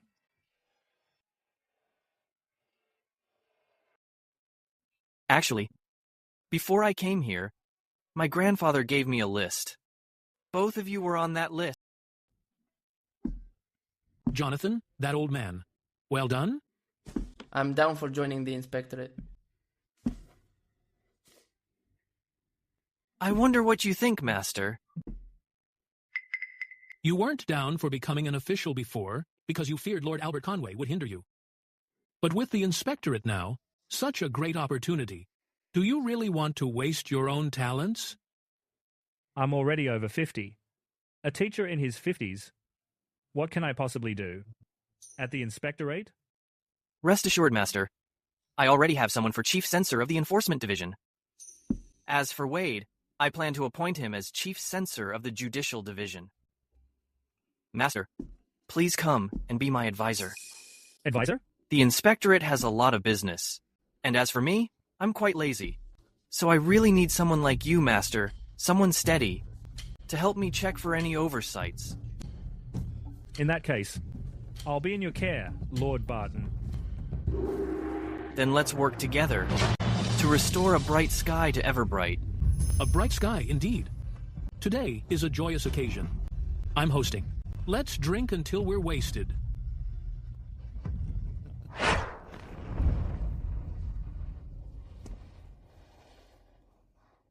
Brookside Cottage. It's not as big as Brookwood Retreat. Calling it Brookside Cottage is more fitting. That's a good name.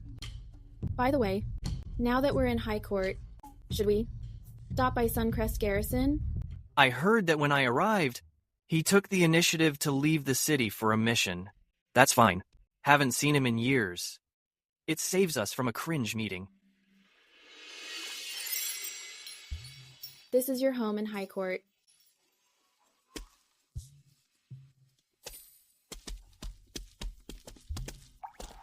Brookside Cottage. What a great name. I didn't expect that in High Court. I'd be living even closer to him. Master, a secret letter.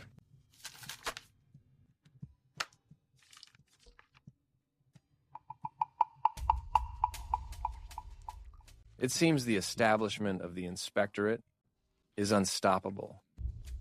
Since my people can't get in, then these people have no reason to stay alive. Notify Misty Pavilion to take care of these 38 people.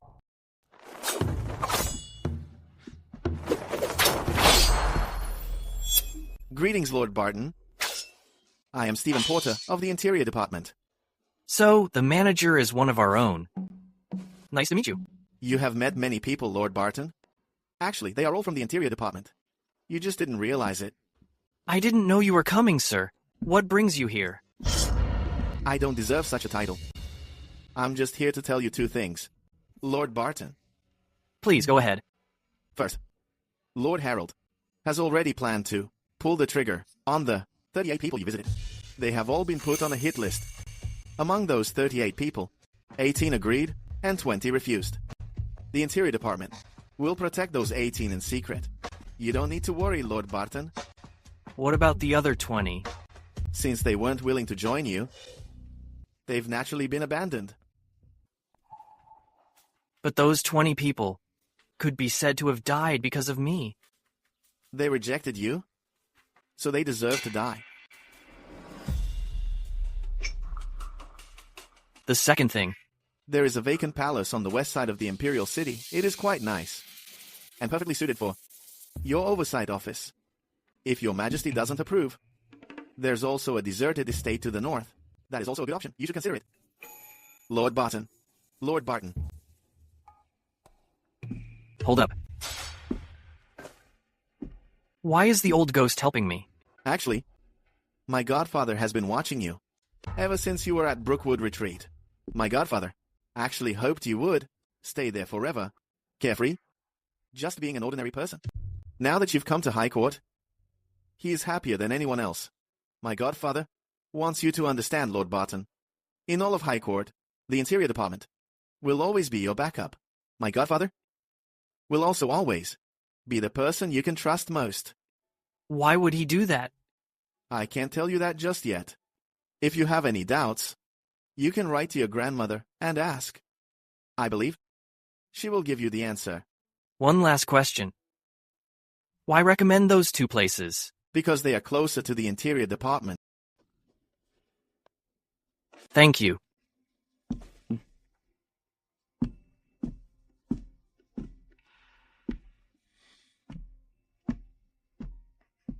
That old man is the chief censor. Why is he treating you like this? I don't know. Maybe it's just a tactic to win me over. It seems I really need to write a letter. To ask my grandma about this. I didn't expect Lord Harold's payback to come so soon. What should we do now? Don't worry. Since the old man promised to protect them, he'll definitely keep his word. Since Lord Harold wants to undercut us, then we'll give him a proper taste of his own medicine. Greetings, Lord Albert Conway.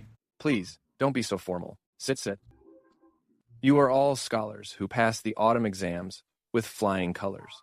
You are also the future talent and hope of Everbright. Seeing you all is like seeing the rising sun. It brings me such joy. You overpraise us, Lord Albert Conway. We have very little experience. We'll need your guidance in the days ahead. I've already reviewed everyone's credentials. At the Ministry of Personnel, they are all quite impressive. If we follow the standard selection process, it would be a waste of your talents. So, I've considered a few positions for you. I wonder what you all think. I think we should follow your lead, Lord Albert Conway. You got it, Lord Albert Conway. Yes, Lord Albert Conway.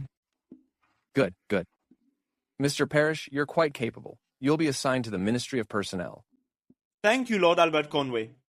Mr. Sutton, you're good with numbers. You'll be a clerk at the Ministry of Revenue. Thank you, Lord Albert Conway. Mr. Hughes, you'll be a clerk at the Ministry of Justice. Thank you, Lord Albert Conway. As long as you work hard, I promise, your achievements will not go unnoticed. We are entirely at your service, Lord Albert Conway. Good. Sit. Grandpa, what about me? You'll start at the Scholars Institute. The Scholars Institute? They all got assigned to the major ministries. Grandpa How could you assign me to a godforsaken dump, like the Scholars Institute? I'm not going. Stop this nonsense. This is the wish of your majesty. I understand. Go to the Scholars Institute and get some experience first. When the time is right, I'll ask your majesty to transfer you to the Ministry of War. Thanks, Grandpa. There are so many people. How did you get in? My lord, we really couldn't stop them. Lord Barton has arrived uninvited. What do I owe this honor? You must be Lord Albert Conway. I'm Elias, Inspector of the Inspectorate.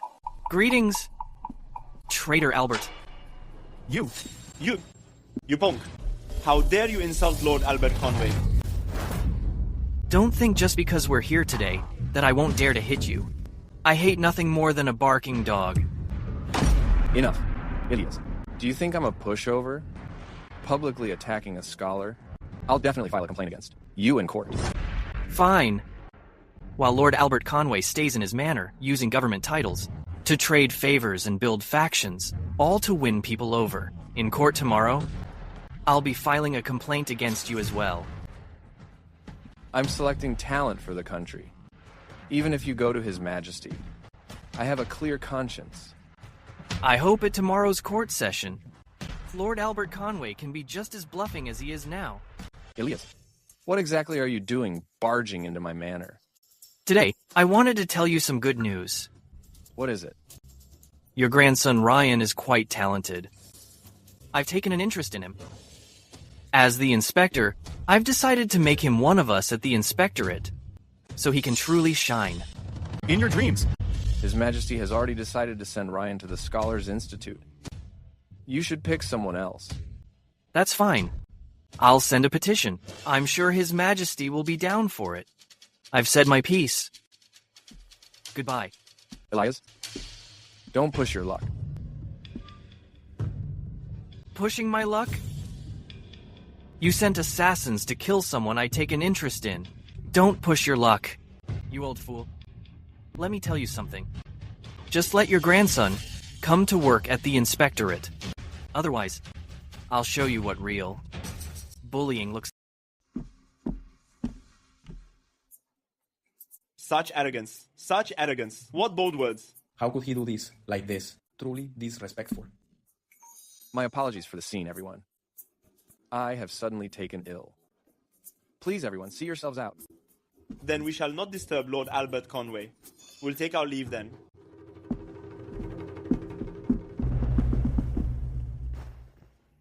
Grandpa, you must find a way. If I end up in Elias's hands, then I'm finished. Go to the inspectorate for now. Remember, speak less and do more. Don't let anyone catch you slipping. Yes?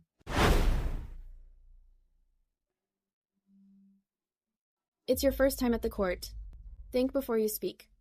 Don't be too reckless. Don't worry. I know what I'm doing. Sir, it's time for the session. Let's go. Go on then. Don't be late for your first court session.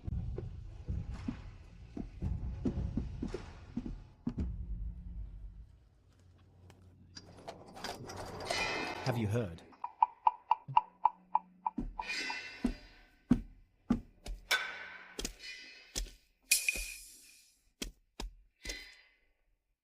He's here. Gentlemen, I am Elias, the investigating censor. We'll be colleagues from now on. As a newcomer to the system, I don't know all the rules. If I offend you in the future, I hope you'll guide me. Please bear with me. Where do you serve, sir? In response to Mr. Elias, I'm a junior official in the Ministry of Finance. Ah, a budget director from the Ministry of Finance. My apologies. Finance is a good place. There are plenty of kickbacks in finance. Sir, you shouldn't say such things. As a mere junior official, how could there be any kickbacks? You've just entered the service, and you're already a lead at the inspectorate. You're the one with a bright future. I indeed have a bright future. But how fast I get promoted depends on all of you. The more you embezzle, the more I investigate. The faster I'll move up the ladder. Let me give you all a warning. Don't let me catch you doing anything wrong. Otherwise, begging for mercy on your knees won't save you. Mr. Elias, as a court official, you should watch your words and conduct. And where do you serve, sir? Not talking, huh? Such a big reaction. Most likely your hands aren't clean. I'll remember your face. Watch your step from now on. I am Richard Atwood, the Minister of Justice. I'd like to see how you intend to investigate me. A word of advice. Arrogance always leads to disaster. One should learn to be more modest. Then I have advice for you too, Mr. Atwood. Don't reach for what isn't yours, or you'll get caught. Whether you've reached or not, I'm sure you know better than anyone else. You sharp-tongued brat. We'll see if you catch me, or if I catch you. All of you. Lord Franklin Hyde. Elias, what you just said, I completely agree with. Monitoring the officials is the Office of Inspection's mission. Even I'm not exempt. From now on, go ahead and do what you need to. If you need any help, just find me at the cabinet. I won't hesitate to help. If any official doesn't cooperate, don't blame me for being ruthless. Lord Franklin Hyde has always supported Prince Patrick. Why is he helping Elias like this? Could it be? Elias and Prince Patrick have already.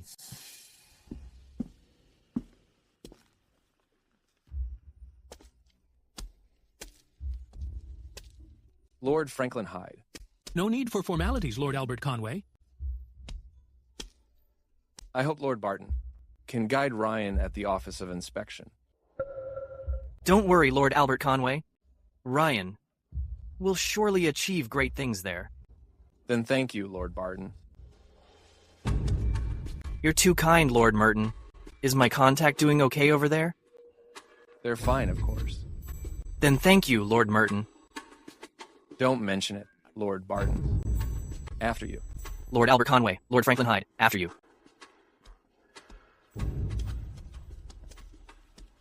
Elias. His Majesty values the Office of Inspection. You need to deliver results quickly. So, figured out where to start? Well, I plan to start with Meadowgate, which concerns His Majesty the most.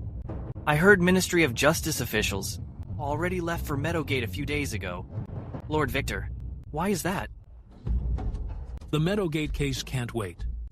The Office of Inspection was just established. It'll take months to be fully operational.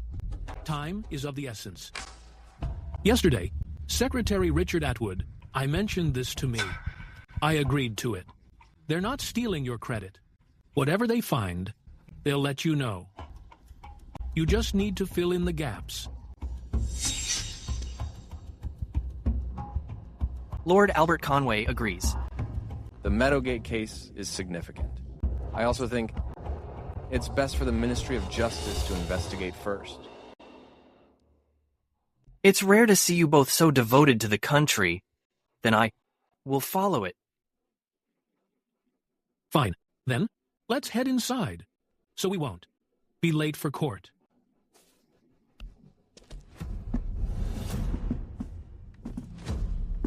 Lord Franklin Hyde. Where should I stand? His Majesty is announcing the establishment of the Office of Inspection today. Just stand behind us.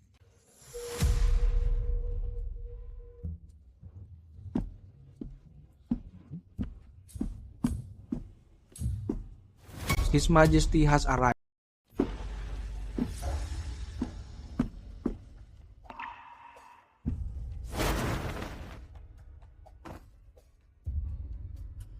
Greetings, Your Majesty.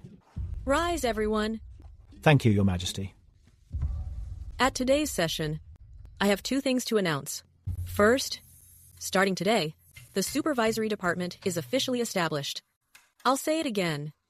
The Supervisory Department does not report to the Cabinet. It reports straight up to me. Regarding personnel appointments, neither the Ministry of Personnel nor the Cabinet may interfere. Elias has full authority. Elias. Your Majesty, I'm here. Step forward. Your Majesty, I can hear you clearly from right here. The Supervisory Department oversees all officials. It's not appropriate for you to stand back there. Since Your Majesty has spoken, then I shall obey.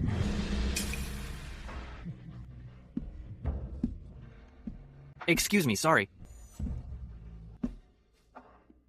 One more step forward.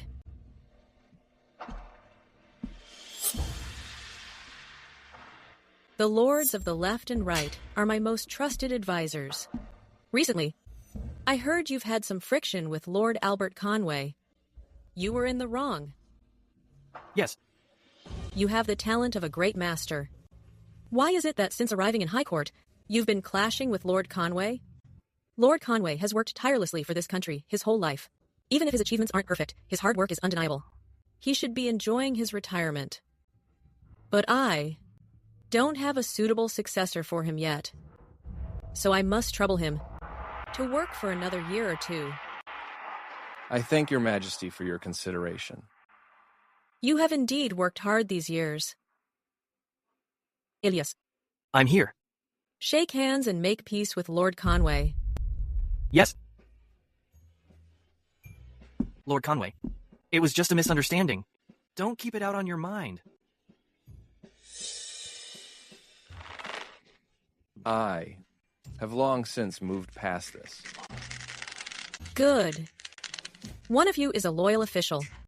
The other is a lone minister. Both are my capable advisors. Regardless of whether you can be friends, at least keep things out in the open. Don't stab each other in the back. Yes. The second matter. Neil Barrett. Yes. Summon Chen. Yes. Elias. I'm here. I founded Everbright 17 years ago. I fought 4 nations, secured the north, drove out the barbarians, and moved the capital to High Court. As the Emperor, I guard the nation's gate. I hoped for peace in the land. But on this incognito tour, I saw the tragic state of the refugees in Meadowgate. My heart aches.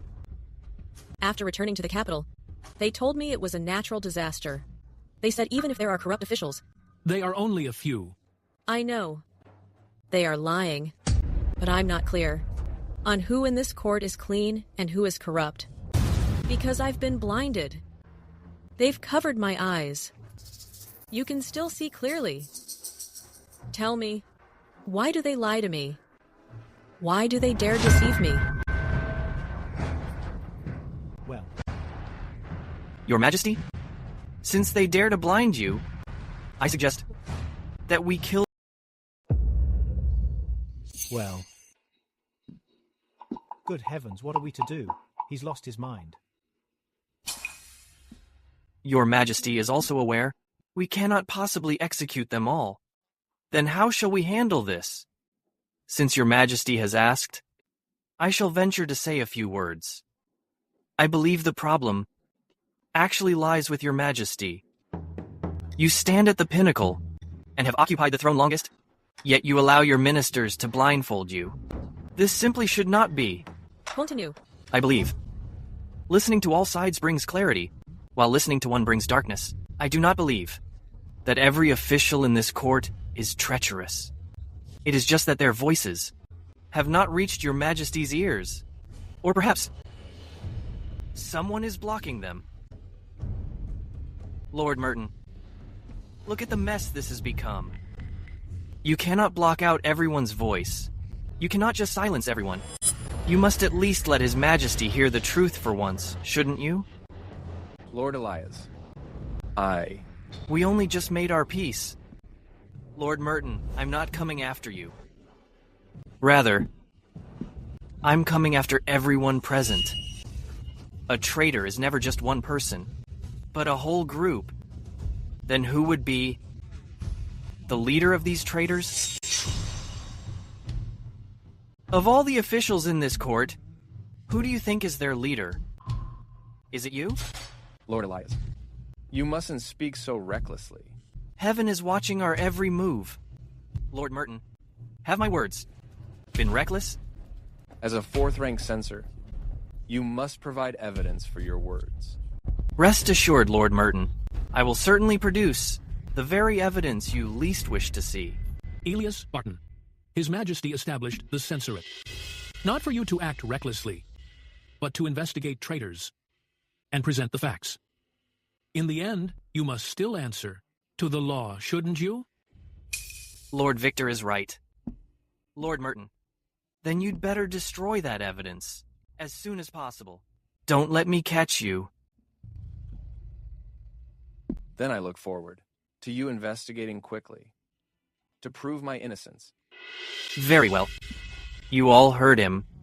Lord Albert Conway himself has requested that the censorate investigate him. This is the level of integrity a prime minister should possess. I will give you all 10 days. For what? You may reflect on the past and repent for your wrongdoings.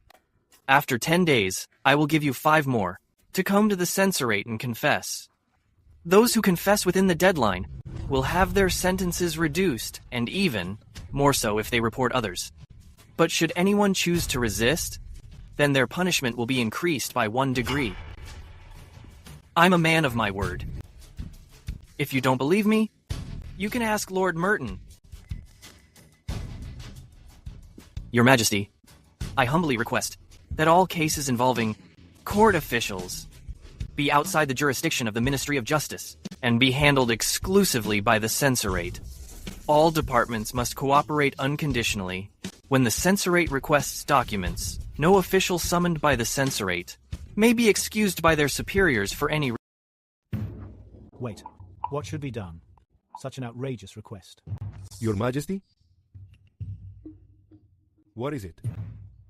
Lord Elias, that look in your eyes. Do you really dare, before His Majesty, to raise your hands against me? Lord Ryan, keep your dog on a leash. Lord Elias, we are both officials of the same court. I hope you mind your words and show some restraint before His Majesty. Fine. I was originally thinking of cutting him some slack for your sake. Since he isn't your dog, then whose dog are you? I am the prestigious Minister of Justice. You are too insolent. You are the insolent one. I am discussing matters with His Majesty.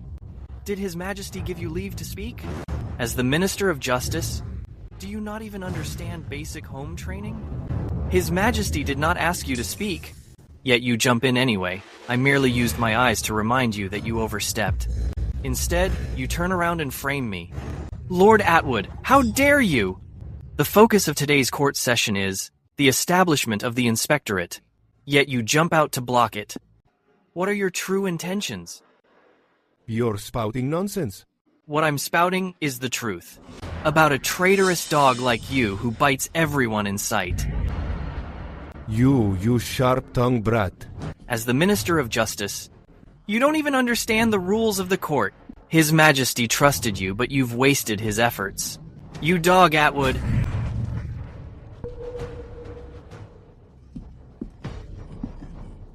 Speak. Who is your master? Who doesn't want the inspectorate established? And who is trying to deceive His Majesty? Dog Atwood. You have no regard for the law. You have no respect for His Majesty. You're disrupting the order of the court. You have ill intentions. You deserve to die.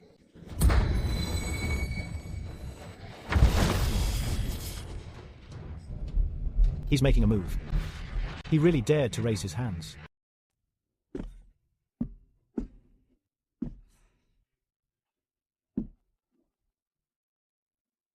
Don't be alarmed, Lord Merton.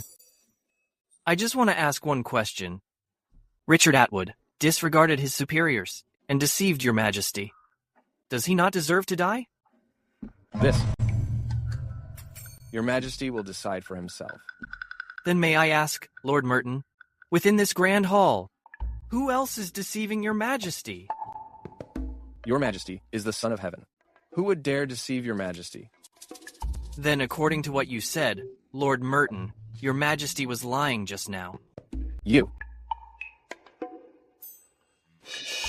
Your Majesty, I absolutely had no such intention. Then, Lord Merton, why don't you tell us what your words just now actually meant?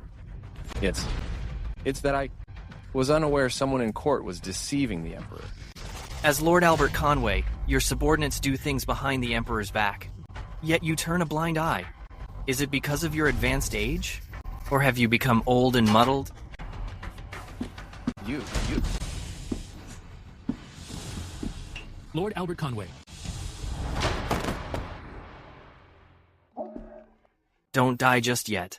Lord Albert Conway, you haven't answered my question. Summon the Imperial Physician. Your Majesty, Lord Albert Conway has fallen ill from overwork. The stress has overwhelmed his heart, and he has fallen unconscious. He must be taken to the Imperial Medical Hall for treatment. Take him away. And take Richard Atwood at the door, along with him for treatment. Yes, sir.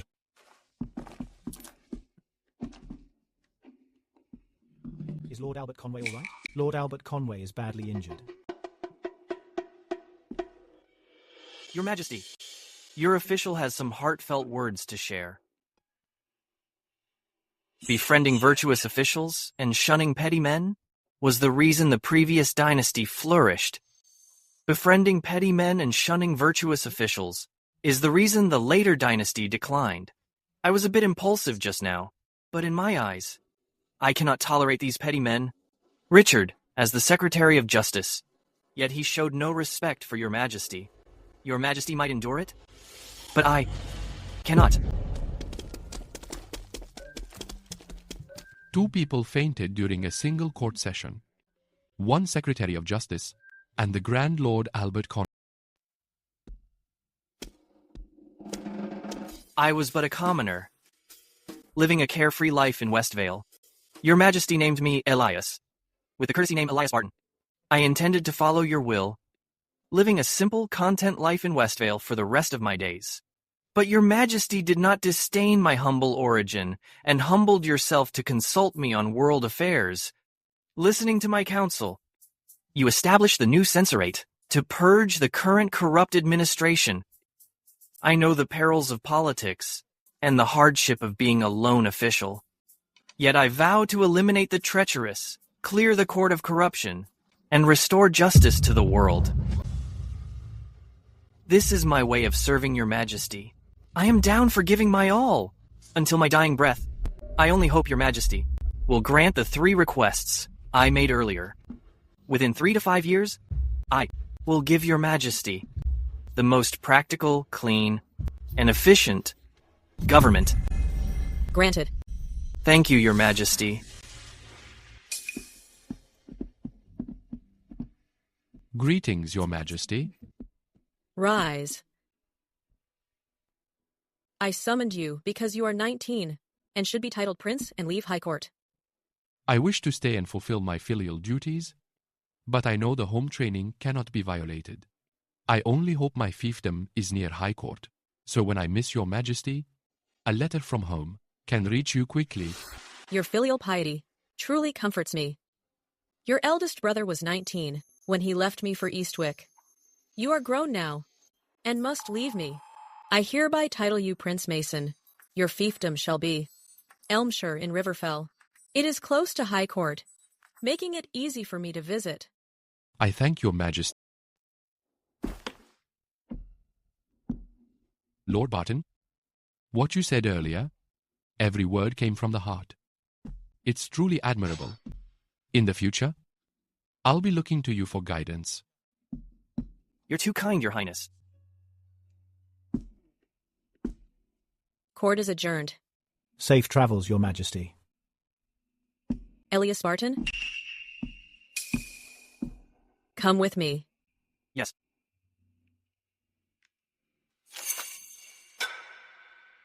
In Inspectorate, why are there as many as 160 people? Most of them are guards brought in from Westvale. Explain yourself. Your Majesty, the Inspectorate audits officials nationwide. When they're out on a case, they need people to ensure their safety. Besides, the Inspectorate's payroll doesn't come from the treasury. We had a deal. 60% for me, 40 for you. We'll start seeing returns real quick. No need to worry, Your Majesty. I'll handle the details. You get 60% and I get 40? That was the agreement. When did you ever tell me that?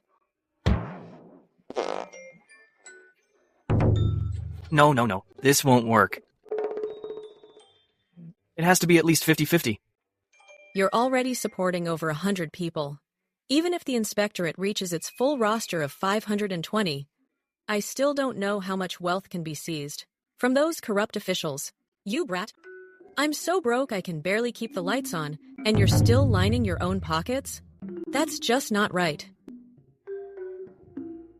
I need to save up some cash as soon as possible. What do you need all that money for? I need to open factories. All kinds of factories. Once they're up and running, I have to hire people, right? I have to buy materials. Once they're operational, I'll need to open branches across the country. All of this takes money. Then for these factories, I want 60% of the profits. 60? That's out of the question. I'm not bargaining with you. Your Majesty. Then at the very least, you should be reasonable. I have no daughters. What do you mean?